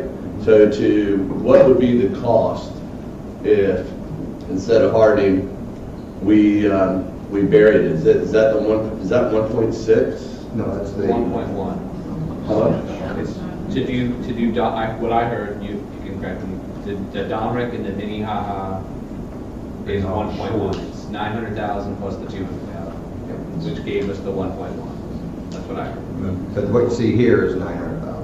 But that doesn't get us all underground. That gets electric utility underground. It doesn't get the co-locators underground. And that's a whole different Baby step. Plus, Baby step. yeah, the meter conversions for your piece of it. So that's that cost, and there's the joint users to get them off and get them there. So that's the plus. Right. But And my understanding of why we had Domrick and Minnehaha specifically quoted out that way was because there was a misapprehension. There was an assumption on our part. It was one of those optimism things that I sometimes engage in, that they were more connected than they were, and that it would be easy since they were next to each other, and that was not the case. So there's no other reason why Minnehaha was thrown on there other than that, as opposed to some of these other items on the list. Okay. And I think we referred to this, but I'm not sure that I understood the answer completely. So I'm looking at the list here, which is in our packet of 12 projects that, aside from Domrick, starting with Harding and Wigwam Place, Minnehaha Shores, Maitland Isle, Delroy Park, West Georgia Avenue, Hope Terrace, Place Billy Shores, Maitland Woods, Lake Holiday, and we'll leave off the main drag of Sandsburg and Maitland Avenue, et cetera. So most of those are hardenings, or half of them anyway. So if someone from, if we were to look at the hardening of Delaware Park, which is Trotter's area, and those folks came in and said, yeah, I see, I would rather not have red lines, I'd rather have blue lines. And they came in, and for each one of these, or 10 of 12, is Duke able to accommodate that, or are there times when you say hardening is the only thing we're going to do? You're not. I mean, I understand it would be the city's cost, perhaps, I think in these cases, the undergrounding is always an option. It's just the cost factor we have to weigh in. For some, it might be, the cost might be just a little bit more, but for some, it might be, for certain circumstances that are in the field, it might be a lot more, but that's where Giva's team would have to do that assessment and provide you the estimates for that. The only times we've not done underground when we tried underground is swamps or protected areas and things like that where we just couldn't. So we have had situations where field conditions would not permit it. I'm thinking your average subdivision in Maitland wouldn't have those issues, so. Okay, so each one of these neighborhoods could come in and say, let's also do underground here, more or less, except for engineering exceptions. All right, that's it. Would you keep on the undergrounding side of the red, the ones that are in the backyards, do they stay in the backyard underground, or would you, no, you move them? So. Actually, just in case it wasn't clear, just a spoiler alert for everybody in the room, there's no decision on this tonight. So if you're gonna, if you've got a TV date or anything like that, you can rush out. But this is a discussion item, so we're all being educated here tonight, asking all the questions we can, gathering all the information, getting your input, trying to figure out what the temperature is, and taking the expertise of Duke, certainly, and we appreciate you all coming out tonight and taking your time this evening to help enlighten us. Can I ask a question on the assessment? Sure. Do you all help in, if we went the assessment route, do you help give us information that could come up with what city attorney is saying we need to have some proportionate assessment? Do you help with finding out how that's done? It's never come up before that I've seen. I'm pretty confident that has not come up, but we can provide you information to the ability we can. I'm sure it's not going to be a calculation, but we can provide you information that could steer you in a direction to show here's a direct benefit, here's a secondary benefit. So let me ask you that. So that, at least when you all have done this, and if you've done it somewhere else, what have other jurisdictions done? I mean, are we completely an anomaly that we are willing to help pay for the underground and utilities? Or are we the anomaly in saying that everyone else just takes the opportunity to do underground it all at once? And when you've gone to other jurisdictions, what have they done? Most often it's been out of the general fund. A lot of this undergrounding has been done out in Pinellas County along Hill Boulevard beaches. So they had a penny for Pinellas, additional penny sale tax. A lot of that was funded there. I did a little research on this. So I think there's one small beach town over there that did do a special assessment maybe 5 or 6 years ago. And I think over in West Palm, they had a special assessment for undergrounding with FTL. But for the most part, it is general fund. We had, at least that I have seen, if they went later and did a special assessment, we were all unaware of it. Okay. And that's something the city did. But do most the jurisdictions that you are going to do a hardening project or a blend of hardening and underground, do they come to you and say no, underground it more often than they say no, give us the mix? Or this is a very new situation, and you all are really one of the first out of the gate with that. That's not the answer we were looking for. You say we're special, Councilman. So, but you said, so this is the Duke, so the other cities that you cited, the power company, utility came in and said, we're going to do some project, and the municipality, county, whatever said, no, we want you to underground. and they instituted a program, whether it be by general fund or through penny or whatever, to go ahead and get them underground. People have not, I mean, I guess my question is, will hindsight say to us, you should take the opportunity to underground it? And is that what jurisdictions around the state have learned? Take the opportunity, underground it. Hardening is a good option, but as you said, it's not the best. Is there anything we learned lessons from anybody else that has done this before us?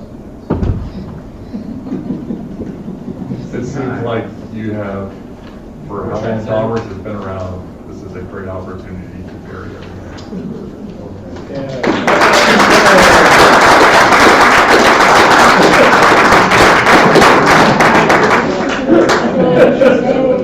So you should pay for it. So Joe, for that one.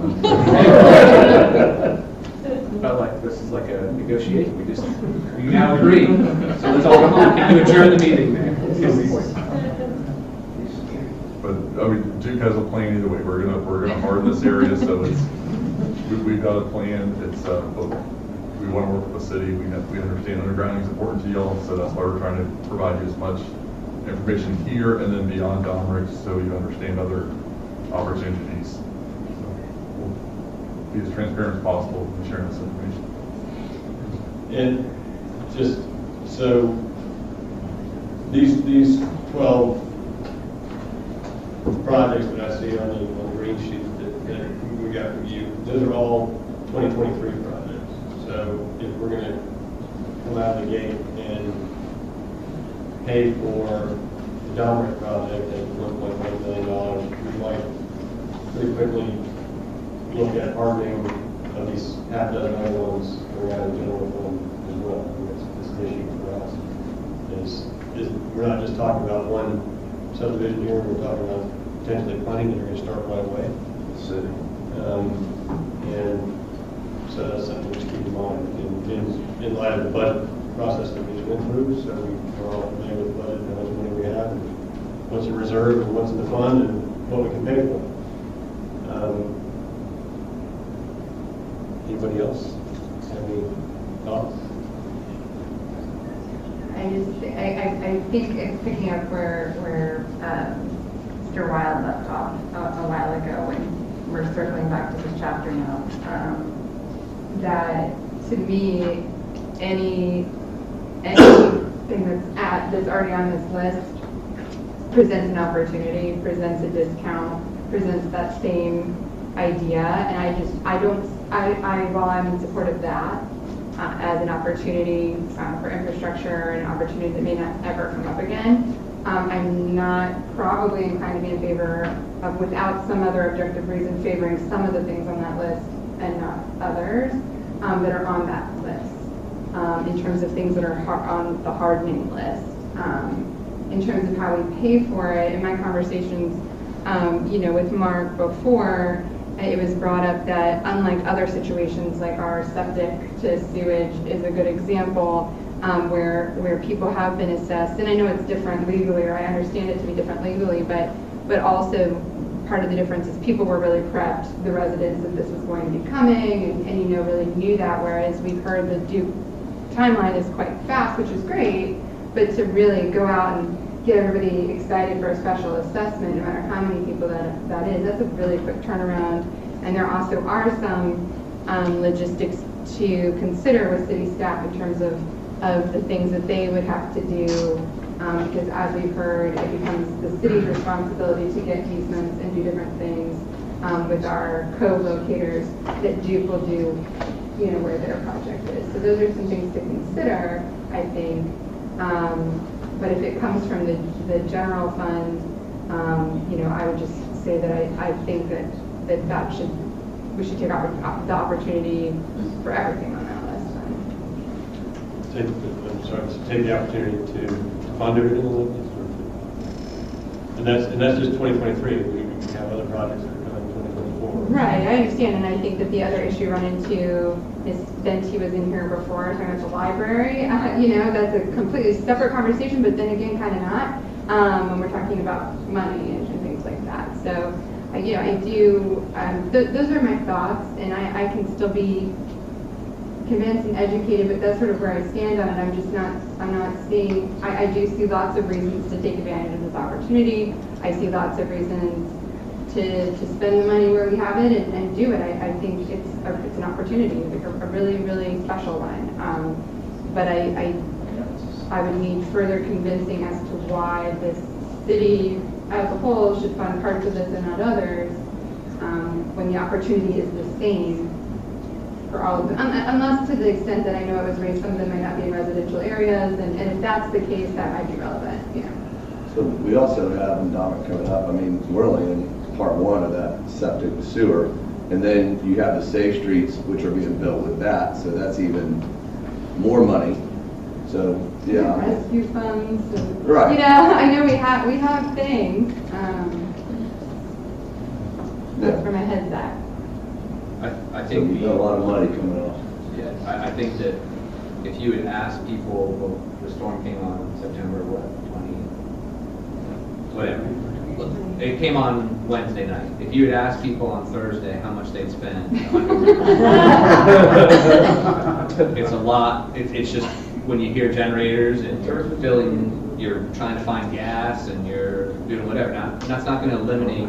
It's not going to eliminate the possibility of that happening, but it's minimizing the potential. So I do think there's analysis of this, and it's obviously the timing of this not planned, because I think we all got the call from Mark before we knew Ian existed. This is it's appropriate, and it's the lessons we've had over the last 2 weeks, whether or not you had power for you lost it for a couple of days, 4 days, and there was, again, just talk about luck of the thing. The street behind me, they lost power for closer to a week, and some people came on within 24 hours, and some people took 4 days. It was just, and that's why it's tougher to look at this, I think, street by street, block by block. Now that's where the special assessment, if it goes that route, I think you're going to be forced to go there, because it looks like it's the only option if you do it that way. But I think paying for it is different than necessarily taking the opportunity to do it. Right? How you pay for it, it's sort of step two. If we decide undergrounding is worth it, then it's how do you pay for it, and do you assess it? Do you pay it out of general fund? It's kind of it's related but different. I mean, the difference between Domrick and everything else on the list is they really want to pay for it, but I guess that's a relevant difference. But again, I don't know if maybe everybody in this room would be willing to pay for it, but would everybody in the neighborhood, you know, I don't know. But that's why it gets really hard when you want to do it street by street. It just, to me, that's a discussion. If you said, we have to get 100% of Domrick Drive to agree, that's going to get challenged. It sounds like we don't have to get agreement actually, or consent actually. No, you don't need 100%. That's what I'm saying. That's up to us. I mean, you would have to poll and get the temperature of everybody and then figure out where we want to go from there. And it really is, at the end of the day, I understand it's like a series of 4 ordinances to get an assessment through. I mean, it's plenty of public input and everything else, but it's... Right, that's if you want to collect it via the tax bill, which is how you want to collect it. Otherwise, you have to sue individual homeowners to get paid. So, yeah, if you want it to be collected as normal, then yeah, you need to go through a long series of hearings for each of these projects if you decided to do a special assessment for each of them. And I think in Winter Park, in Winter Park, they undergrounded, but to get to the home, some people actually do pop up to a pole, right? If they didn't want to pay for the meter conversion, they do come up. So even if, let's say you said to the people on the red, the infrastructure cost to bury it is X, and that picks up by the city, but then it's up to the homeowners to pay for the meter conversion. Right. They would have the option that wouldn't necessarily affect reliability for everyone else to pop up to a pole and come over to their house. And Greenwood Gardens has 2 of those, I believe. I think that's right. In that project, Yeah. there were So- two special And actually, to point, the blue, the hardening underground is voluntary. So somebody in Domrick could say no, even if we're covering. And we've had situations all over where 2 people say no, for So whatever you- reason, and we just leave the pole So you pop out of the front yard. to do the overhead to their house. But that's just the service line, that's not the distribution line, right? That won't affect The your primary, neighbors. right, because the primary line goes in the right of way, so we have the right to do that, but to not touch their meter can, their house, we would just pop out of the ground and drop it. And if a tree falls, that just takes out power to the one house. Yes. I mean, just to put it in perspective, that from how we pay for it in conversion standpoint, you could make the argument that that's a true benefit to the one house from the meter conversion standpoint. Whereas the undergrounding of the main line is a benefit to a group. Yeah. So, I guess my question is, so along Horatio and Sandsburg, if you did underground all those lines, that would even give people like back in Kings, what's it called, Kings Estate and other areas, they'd have a better chance of keeping their electric on during a storm, correct? So it would affect them. We're talking about a huge number. If we undergrounded Horatio, Right. yeah, It's a big number. yeah, that's a big number. Yeah. Yeah, lots of switch gears, and those are big boxes, so. Sooner or later. Yeah. I like being ambitious, but that's ambitious. But if you're gonna do it, let's do it all at once. Yeah. The design, Y'all pay for the it. design would be a lot cleaner if we Meeting's did it all at adjourned once. if y'all pay for Okay. You got anything else, any other thoughts or questions?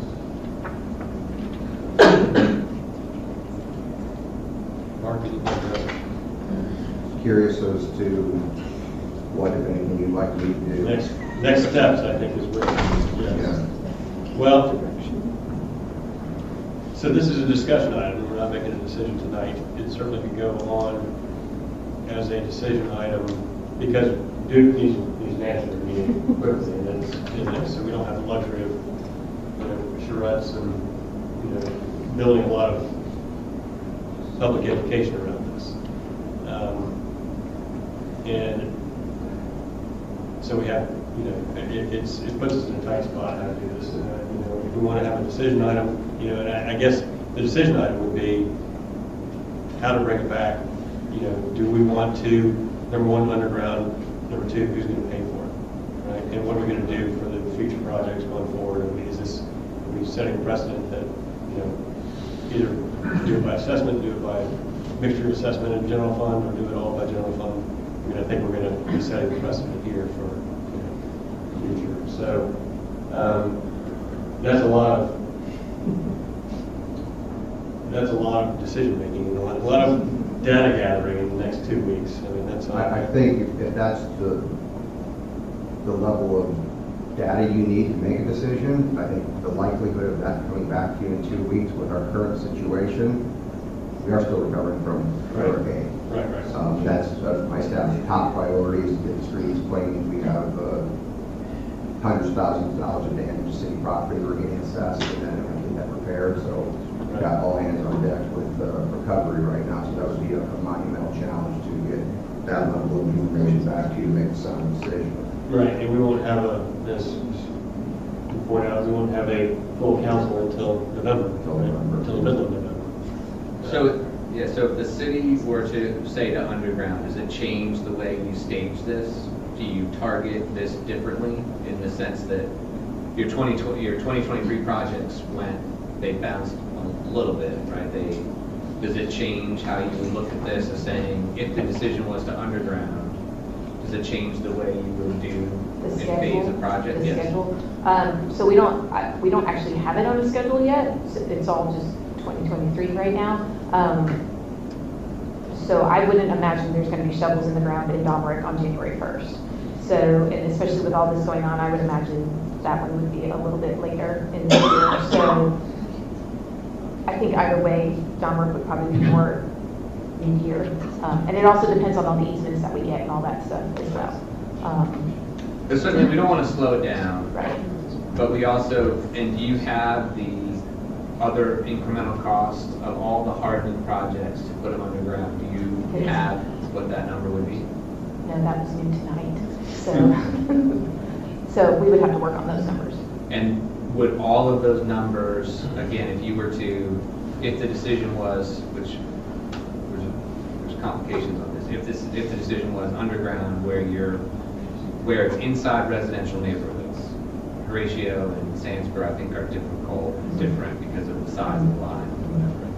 But the ones that are inside the neighborhoods to underground them, would they all hit in 2023? Because that becomes a financial issue. If all of this hits in 2023, it's harder for us to budget, obviously, than if this were to go some in 2023 and some in 2024. And I think some of the potential in the October, it seems like one of the issues that Dominic has is that the lines run further into the neighborhoods. It looks like the transmission line, so the linear feet of undergrounding seems to be more than like when you go into Maitland Woods. Okay, it's a lot more homes. And it's a lot more homes, but it's the actual and because we have 3 sets of transmission lines. You have both Dominic Drive. If everybody ran off of Arapahoe, east-west, and then somehow, went underground from there, it'd be a different issue, I would think, than the fact that you've got a feeder line on Dominic Drive, you got a different one on Arapahoe, you got a different one on Seneca, Mojave, and then it runs behind the school. So I think it makes this neighborhood different. So let me ask this question, put you all on the spot. I mean, how much of that could you help us with as far as data gathering, to look at the delta of underground versus hardening on those residential neighborhoods? I mean, That's something we look at. It's going to be very painful for either or Right. team. But it's something that we know you're interested in, and that's not something for us to avoid at all. I mean, we've talked about working with Mark on the undergrounding plan, so it's something we can do. Okay. I just think it's analysis, John, because if the answer is it's going to take a long time to get, or it's impossible, I mean, I just think that affects the whole analysis on this. But if you all are saying it pushes this back, or it changes the outlook that you have on this, or whatever, it's just, and again, I think it's harder to do this if we were to segment this out and decide which neighborhoods get it and not, I mean, that's hard. I mean, you can go by reliability, obviously, but I mean, just even on this, it's not solely based on reliability because the Dominic Drive on this storm, because it just depends. Like the Dominic Drive side on this one came up earlier than the Arapahoe side on this particular storm, but the next storm it could be vice versa. It wouldn't be either one. Well, yeah, and I don't, nobody wants to imperil the whole project by waiting and gathering every data point we can possibly gather, but we do need to have some significant, some more information than we have now to make a decision in 2 weeks. And I don't think you don't have the manpower to do that. You all are out, fixing stuff. And there's certainly you would like an answer yesterday, as I understand. But I think you can kind of gauge our seriousness about this, and our residents are very intent on having this scoped out as well as we possibly can before we make a decision. And again, we won't have a full council meeting until middle of November. I mean, is that a tragedy from a new perspective, or something we would live with? And also, because you're going to need time to. I'm gonna let you answer that one. Day job as well. He's The a first meeting is politician. November 14th. That's something we can live with. She'll throw daggers at me later, but that is something we can live with. The pressing question is just whether you want to do the undergrounding or not, because that would take the overhead and scheduling of that project off, and we would do the undergrounding and plan for that as you was saying, maybe second or third quarter after we work out all the other easements and other issues. But that initial question, yes, we want to underground it, or no, we don't. The funding and all that, that's y'all's decision. How do you want to handle that? And that's sort of the key. Their question is very simple: undergrounding or no. Right. Our question, I just the whole decision matrix here is undergrounding or no, assess or no, decide what we're going to assess. If we're going to assess how much is going to be the cost share, are we going to just pay for it all and just have this be a benefit to the community? Or is there going to be a cost share between the two? And then how do we recover those costs? So there's 4 different decisions on that one. And there's more. It's the 4 basic decisions on that. Make a decision on meter conversions, how we handle those, whether we want to assess for those, whether we just want to leave that to the property owner. So 3 different decisions there. One thing that Duke can't help us with is the joint users on the poles. And if we go underground, what's that cost going to be? That's a cost that we have to eat also. So there's a plus. So as Chris said. And then there's the public outreach aspect, and there's getting numbers from Duke that we're saying control, but then there's the public outreach aspect of it. So, this has happened right now, so these residents are just finding out right now, but then we have to actually do some level of public education. There are people on the list and other that have no idea that this is going on. And so we have to approach them with the same matrix of questions. Do they want it? Are they willing to pay? How are they going to do the meter conversion? How are the co-locators going to work? So, so with every addition, it's a complicated question from our perspective right now, because it's more complicated as you add different neighborhoods into it. So that's what I'm saying from a timing standpoint, from a public involvement standpoint, and from a data gathering standpoint, it's we're looking in the middle of November. Depending on where you guys want to go, that's a lot to be pulling together for you guys to make hard decisions in mid-November. Some of those decisions could be broken up though, like with the co-locators, for example, Duke said that there's really no efficiency to doing that at the same time or things like that, other than you helping us smooth it over a little bit, right? But if we're taking those poles down, the poles won't be there for the co-locators, so I would need a number, correct me if I'm wrong, I need a number from the Spectrum and the Duke that we're paying to force to put them underground. But Mark, that's a complication you could avoid. If you just said they'll take the top off the pole, leave it, and you could put CenturyLink and Spectrum stay on the pole, and it just is shorter. Well, so really, I mean, to the first question, the first question is, do we want to go underground or not? And that seems like a simple question, but the real question is, do you want to go underground for $100 or do you want to go underground for $100 million? The answer to the first question is yes. The answer to the second question is no. And so what we have to get to is, what is this going to cost us? Because it's not that cost. And I'm not pointing at you. It's going to be, what did I say, start with Wigwam Place and Trotters and everybody. It's going to be the delta between what Duke's cost is for hardening and undergrounding. Because if every neighborhood is given the decision to say, are you going to underground or not underground, nobody's going to come back in and say, you know what, I like the poles. So, in order to, no, sir. No, sir, please, sir. This is not to speak out. Sir, I have the floor. Please be quiet.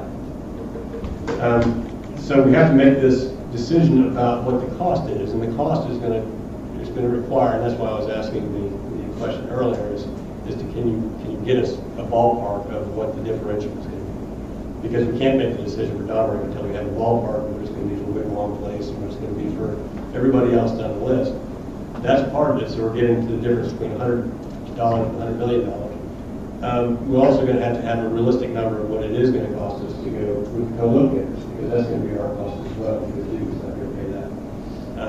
You can't just say today, well, let's just cut off the poles and it'll happen in time. It's going to be our cost, so we have to be responsible about the budget here and figure these things out.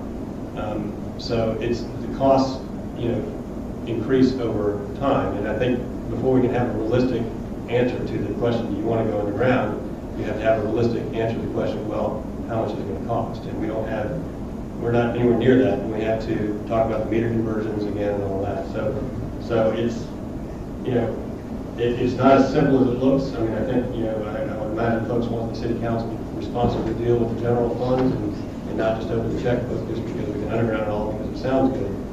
You have to make realistic decisions about what it's actually going to cost us all. And if it comes down to sharing the cost and sharing the assessment, then that's the way we're going to do it. We can find a way to get there. But as Councilman Wiles said earlier, it's complicated. And that's the engineering collector. It's complicated from a funding perspective too, and we're nowhere near what we need on that. And I know that probably sad as the representatives here tonight, but we would like to get there quickly. I think everybody here would like to get underground as quickly as possible. But this is a larger decision than just the Domrick underground. It really is a citywide decision we're talking about. And So if we're going to take this bite off, we're going to treat everybody the same way all the way down the road. We have the money to do it. So the question is, to the Duke people, can you come back on November 14th? Let's just target that, for what it would cost to, in underground where you are projecting to harden, and then what budget year that hits. So could you by November 14th come back with those numbers? So The residential neighborhood. Correct, yes. So like what John said, I mean, obviously that is, he's exactly right. I mean, depending on the cost and whether or not we can actually pay for it, and how we can pay for it, whatever. So is that feasible? Mm-hmm. Okay. And those are ballpark numbers. They're not going to be the exact numbers. Like this is a binding cost estimate for Domrick, so we're bound to that estimate. Right. So the Domrick one. Non-binding estimates. Understood. So the Domrick ones are firm. The other ones, you would give us your estimates and then the year that they would potentially hit. And then as far as I understand what you're saying, John, about the other co-locate ones. The question is, do you, for example, under the current plan, if we didn't do anything, if we just let them go do it, the poles would stay in the backyards of all the blue anyway. So we'd be dealing with this issue because under your current plan, with the way you go with the blue, you would just knock the top off and leave Spectrum and CenturyLink on the poles. If it's just Spectrum, they would have to come off. If it's CenturyLink, I believe they would have the right to take over ownership of the poles and stay there. So it's a little bit different between those two. Okay, because what? And it's a little bit different That's between because the it's Duke city. initiated, Yeah. right? If it's city initiated, that will change it. Yeah, if it's city initiated, then you Both will of them. essentially have, So it's your checkbook that you, and then they can come in. can you recharacterize how this is initiated, even if it's paid for by someone else? Can you recharacterize the initiation of this request? Meaning, Can you make it a Duke project? can you make it a new project even if the city pays for a portion of it? No. That's not possible. It's a pretty heavily regulated industry. So there would be no way to get the cost of the co-locators, that's easy for me to say. Yeah, by the 14th then, because we'd have to deal with But it gets, yeah. those companies are on our own, so we won't have that cost. I think, Mark, that CenturyLink in some places did already go underground. Yeah. I know because I don't have CenturyLink anymore, but when I did, I actually think they were underground. And at least I've had two houses about, I can't remember which one it was, but they were underground on one of them, I think. But Dale seems to think that they're underground on my house. Yeah, so it just, I know, it adds to the further issues with this, because on some of them, you're only dealing with Spectrum, on some of them, you're dealing with Spectrum and CenturyLink, so it's just. Yeah, and just, since we're throwing the 14th out, agendas don't appear on the 14th. The agenda's deadline to get anything to you on the 14th is the 4th of November. Yeah, but they're the ones bringing us, you would just be bringing the topic, they're the ones who would be bringing us the numbers. That's not what I'm, if that's the case, that's great. I don't have to put together any analysis for you, or? Well, I think part of it has to do with assessment and differential assessment, and part of it is kind of just budgetary. I mean, is it all in your wheelhouse? I mean, Yeah, I don't know how I can just throw whatever they put together without providing some analysis if you're going to be trying to make a decision on the 14th. I think that Well, would we'd be your having, responsibility. I mean, it'd be hearing one on a decision, right? We'd have to have two hearings on it. No, that one, because it's not ordinance, it's just straight up. But we couldn't do the assessment. The assessment was. Assessment is a whole other complicated Oh, factor. I'd have to get with Jay and John and figure out how that even works and what the timing on that would be and what the requirements are. Well, let's do what we can as fast as we can. And I mean, I know it's not going to happen before the 14th. We know that. If you can't get there, and I know everybody understands, the city's still recovering, and from the hurricane, and we got other things to do. And I hope Duke understands we're fairly serious about this. We're moving with all deliberate speed. And if we get to a point where we're imperiling the project, please let us know. I mean, that's, we want to get there in an informed way as fast as we can. So, does that help you more? Okay. I don't want to overpromise and underdeliver. Right. I know that nobody likes to be put in that position. Sure. So what are we saying then?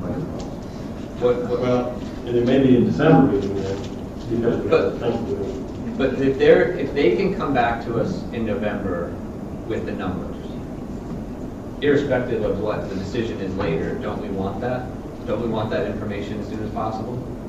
I mean, I think that would be helpful. I understand what you're saying, Mark. I don't think anybody is going to be necessarily holding us to making a decision necessarily, but it seems like what we should be trying to do is set a meeting with you all on November 14th where you come back with further information on the undergrounding, rough numbers, and then the budget years that would take place. Then we give some direction of where we want to go from there. Well, and then we regroup, and if the number is a huge number versus they're going to be big, but if it's bigger or big, whatever the level of it is, the magnitude of how big, then we make a further assessment on that. And if they come back and say that they looked at it and the underground XYZ is going to cost it makes the 1.1 look small, then we know we've got a bigger problem as far as cost recovery.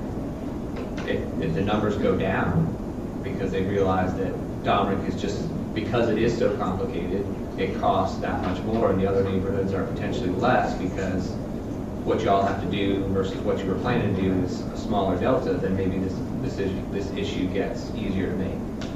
Because if we're talking about 1.1 times 10 versus 1.1, now 1.1 is only Dominic. Well, we know Minnehaha Shores is 200 grand versus Dominic being 900,000. So we already see that there's a significant cost difference there. So we've already shown that the size of the neighborhood and whatever is going to probably go down from Dominic. So we're maybe not looking at 900 times 10. I think but we don't know that until they give us some background.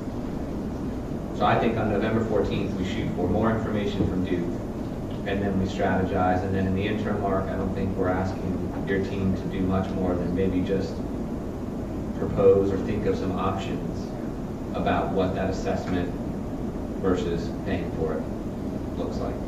Maybe. Is that something you could? Well, that's either pay for it all, pay for a portion of it, pay for it all and don't assess, pay for a portion of it and assess, or assess the whole thing. So you've already prepared for I mean, 14th. yeah, but that's easier said than done when you're trying to communicate that to between 94 and 470 residents, depending on where that assessment falls. Yeah, there's a public education aspect to this that's going to need to happen pretty quickly as well. That's going to be mine, that again has to be monumental. Right. I'll put it on my YouTube channel. Okay, got it. The problem with this, Mark, is that if we don't, it's almost like you either do it full, which is really hard. I'm just saying, I'm trying to get everything lined up in my head. No, I hear you. It's just the way that this is.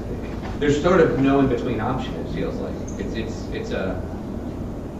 it just feels like we're not left with a lot of great options other than going all in or not. That's what I'm hearing. I don't know if you hear it differently.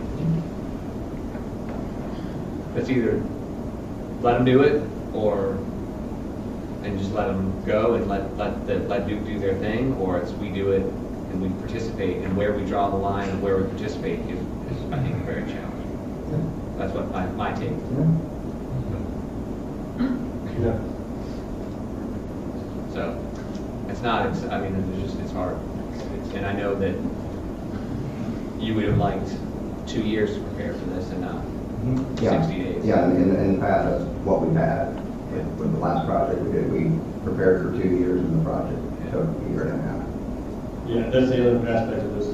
Yeah, it's going to be more than just a dollar figure. It's going to be a staffing up, It's going to be a realignment of my current staff. Hire on for this, and then we have a discussion on priorities, what moves forward and what doesn't. Right. So maybe that's the analysis for November 14th, Mark. It's not necessarily the particulars of it, but what that looks like for you. What does this adventure look like for staff, and how realistic is it? I mean, and that's a Yeah. And I don't want to, again, don't overpromise and under-deliver, but if I'm getting numbers close to agenda time, that's going to be hard now to put together. I'm going to put together after the agenda goes out and try to bring something day up the meeting, but I know city council often doesn't like. I think they promised to get it to us next week. I thought that's. You'll do your best, right? We'll To do try our to get best for it. November 14th, yes. Would you rather this get Again, pushed? not the 14th. The problem, Mark, we have what? We only have one meeting in November, one meeting in December. That's the way it's scheduled Yeah, right but now. that Yeah. is- Around Thanksgiving, it's challenging. Yeah. All right. So, Do my best. okay, and whether it's a, yes. Well, again, I appreciate you coming out, I appreciate everybody from the neighborhood all coming out, and because, part of the public education is going to depend on you all, and getting the word out to your neighbors and friends and telling them what's going on. A big part of it, actually, so now you all know as much or more than we do. So thank you for coming out, and we'll try to get more direction next time. Thanks for Okay. allowing us to speak, Joe. You're welcome. This is the kind of thing we all need to, we're going to hear a lot more. And also, I want to say, I know that people want to, as we're discussing, you all get more ideas as you're going out there. You have access to us all the time. So, I mean, just, if you need to speak again tonight, come talk to us. We're always around. And we want to hear from you. So, thank you. All right, that concludes the discussion on proposed electrical upgrades in the Dalrick area. We're almost done. Reports. Mr. City Attorney, do you have any reports? I don't have a report. I did have a question on the Dalrick. I mean, is it safe to assume that I should look into our options regarding the special assessment and see if there's any factual basis for the? I would think that, yes, the answer is. I have a feeling Jake and I will be Yes. becoming Okay. more intimate than we already are. Jake's my go-to guy on almost everything when it comes to this, him and Cliff, and so we'll be corresponding quite a bit over the next. Yeah, part of the, I would imagine that part of the green sheet is going to deal with assessments and what, number one, can you do them and how you do them, At least procedurally how you do process, them, and then what are the likelihood of doing a differential assessments and that type of thing. And that's why getting the information early is better, so we have time to prepare something for the agenda versus having to give it, well, I'll give it to Chris and because having to give it to us the day the agenda's going out, because that will inform us as to what we'll be doing with it. So we'll get together with Chris and Eva and Eric and Ari and Jake, and we'll get you as much information as possible. And procedurally, getting you the procedures will take basically no time. You've already done it plenty of times. But the question is, can I find some facts provided by Duke that can give us the justification? I think it's pretty clear the justification for directly the houses next to it, but the ones downstream, there might be some justification I could find for proportional payment for ones downstream, if that's the way you want to go. Yeah, and I understood from one way to justify that is if you went all underground, you get feeders in two different directions. Right, I've gotten that up in that report, so. So that might be a benefit to somebody who's on the blue line. Right. Your reliability may go up by somebody who's on okay. That's it from my report. Mr. City Manager? Yeah, just sort of follow up on our storm preparedness during storm and then response. Obviously, once we saw that Ian was taking a turn toward us, we started our hurricane prep. So that was Public Works moving into high gear, making sure everything was running well, pumps, generators, making sure we had plenty of gas. We did the sand pile this year, which ran very well, similar to what every other local government did. In the city, with the help of our Parks, Public Works staff, and police department helping manning that. During the storm, it was, early on it was pretty straightforward. Police department really stepped up, was patrolling the area. We got a lot of great compliments coming in about how visible they were. on the lead up, and then during the storm event, fire was still responding to the storm, so they also did an awesome job. We had some issues during the storm with obviously the flooding, the unprecedented flooding with the amount of rain we had, where we had to actually deploy our airboat within the city to make sure we could get to neighborhoods if there was an emergency. We ended up actually deploying the airboat and the MRAP outside the city to agencies that requested assistance with flooding issues that dwarfed ours here, quite frankly. And they're still dealing with those to this day. So during the storm is usually sort of the territory of public safety, holding down the fort, keeping people safe. This storm obviously manifested itself a little bit differently with the amount of rainfall we had, and so there were individuals within our public works department, particularly in our water and sewer departments, that really stepped up, and these are sort of usually the unsung heroes of storm events. A couple guys that stayed up all night. Andy DeRue and Ryan Roth stayed up all night at Water Treatment Plant 4 over in Domrick area, just to make sure the pumps kept running, just to make sure everybody had fresh water. The breaker was cycling off, and the plant was shutting down, and they stayed up all night while the roof was off and the water was raining on them to keep the water running. And they were happy to do it. They were very proud of what they were doing. On the wastewater side, obviously we all know that everyone's wastewater systems in Central Florida were inundated. We were no different there. I've talked about some of the challenges we've had with our main lift stations, and again, our wastewater guys, when the pump went down on our main lift station, and we were in danger of the second pump going down, which would have been catastrophic. That would have meant that the wastewater in the entire east side of the city would have nowhere to go. So with the inflow from residents and the inflow from the storm, the entire east side of the city was in jeopardy. Again, our wastewater guys stepped up, stayed at the lift station because we had problems there with keeping the single pump running that was there, and stayed up all night making sure that that was running. We actually had to call for assistance through the EOC for a bypass pump. We had a bypass pump for that lift station. Orange County answered our call, brought it up in the middle of the night, got the bypass on there to stabilize the situation. And the wastewater crew's not just working on lift station one, they're also moving throughout the city to stabilize the system, to reduce flows as much as possible, moving generators from lift station to lift station, just to keep things as stable as possible. So with the problems we had, they were minor compared to what we've now found out has happened everywhere else in Central Florida, and all that credit goes to Karen McCullough and the guys in the wastewater crew that were out there making it happen. Brett, Kenny, Brandon, the guys they worked 2 days straight making it happen. And they're still working until today, making sure everything's stabilized, groundwater's going down. The stations still need monitoring just to make sure that everything's working. So they were the heroes of this storm. They really were.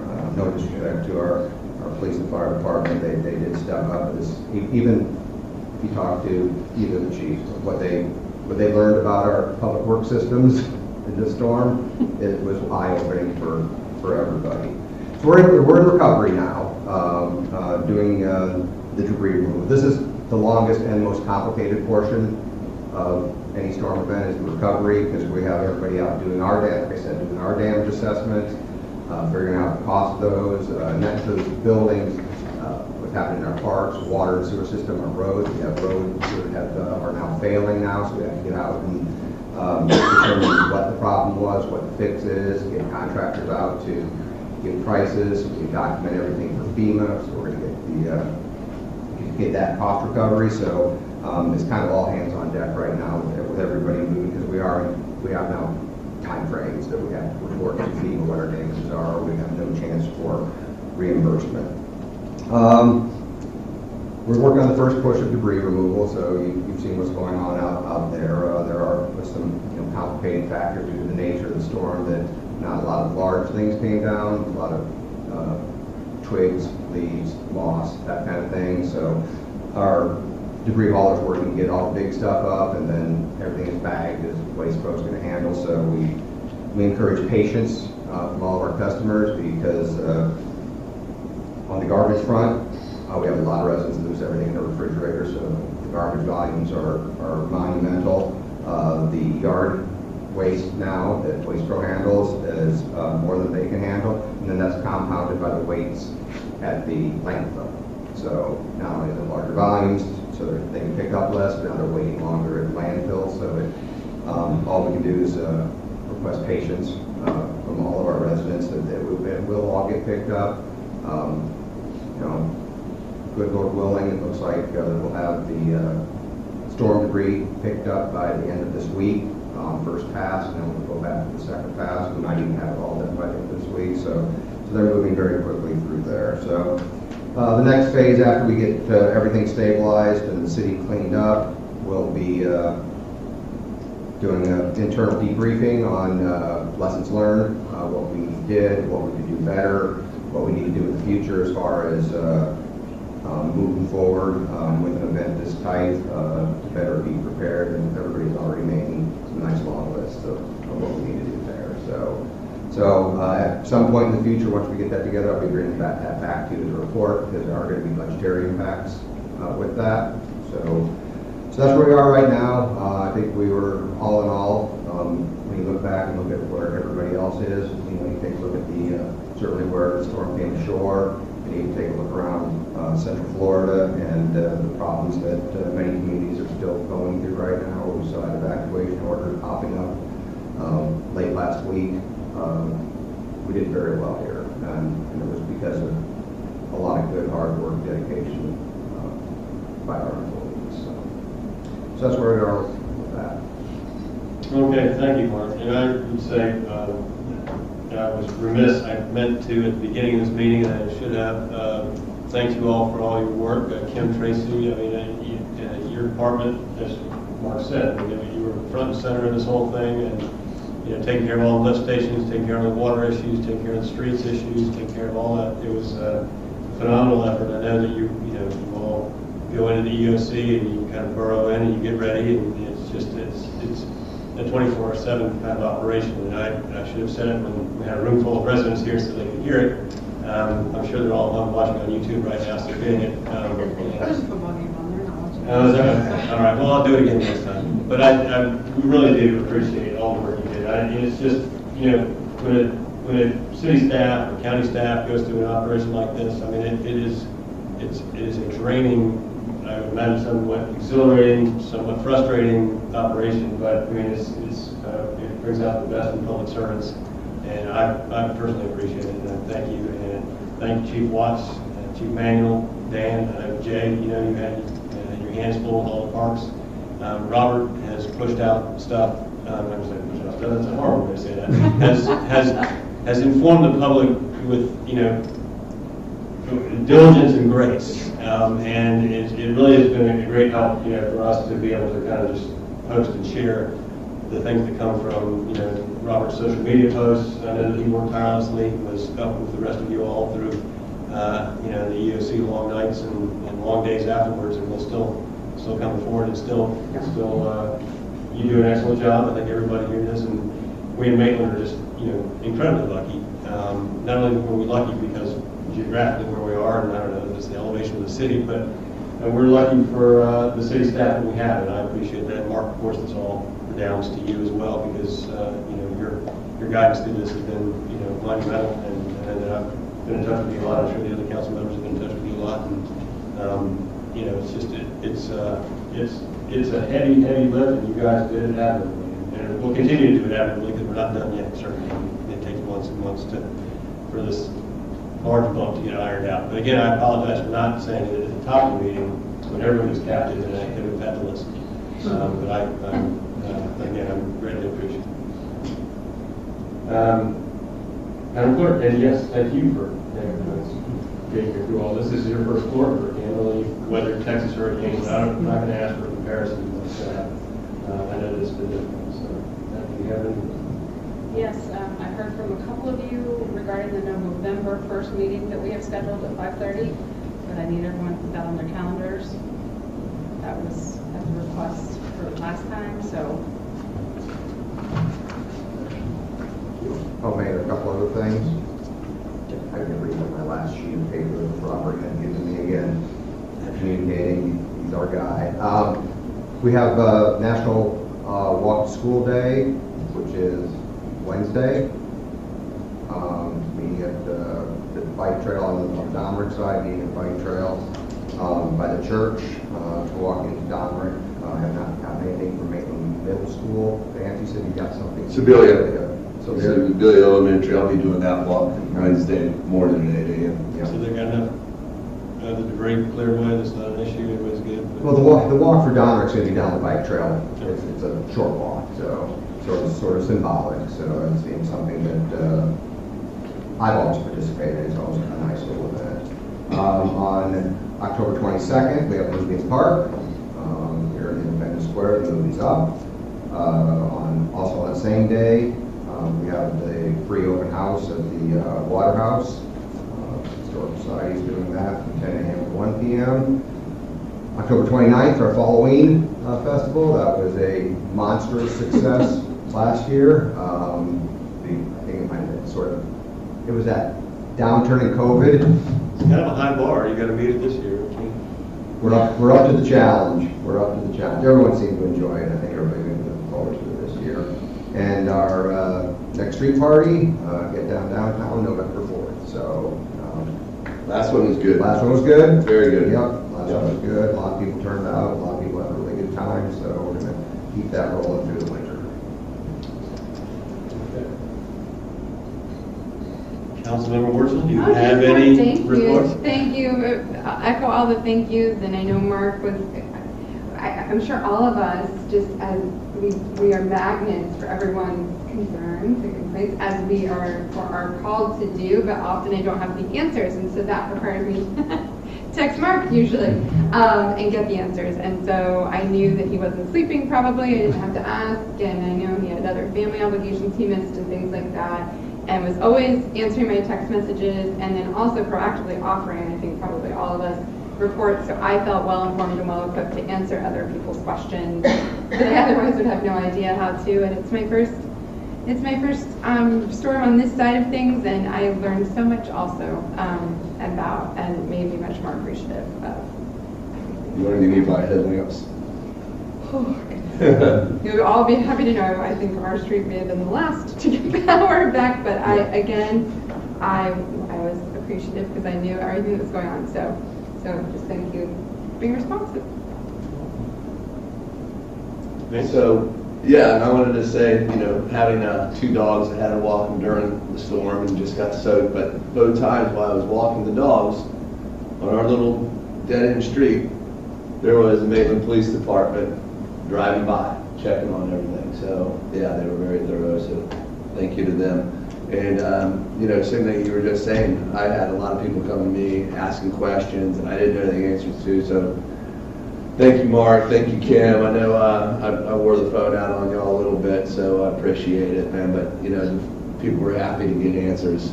So, yeah, I'm happy to do the walk on Wednesday. That's it. Wow. I'll beat it up, but I'm going to thank Mark as well, because I talked to him multiple times during this, and want to echo. I thought Mark, your texts informing us were really helpful, and then I think John, I heard you also got a visit, but I got called down to the lift station in question on Thursday morning during the still storming, and I called Mark and was able to at least get some answers, and I learned more about where lift stations work and generate all that stuff more than I thought I would know, and I appreciate Mark knew the answers. He was very helpful, and I was at least able to communicate some of that to the people that were concerned. So again, I don't like echoing and repeating, but. I thought I was gonna lose you after that phone call. Yeah. I told Mark, you know, that this is, if this is the last words we say to each other. But no, I mean, with all seriousness, I really do. I appreciate Mark's effort on this a lot. I think you did a great job from communication with us, and I echo everything that everyone said about our first responders. After I left talking to you, I walked up and Officer Washington drove by, and I talked to him. And so the presence was felt, your responsiveness and your being on top of this was also felt. And I appreciated it. I think our residents do too. So even though they may not write you those emails very much, deep down I know that they do. So. Okay, anything else, anybody? No? All right, let's adjourn.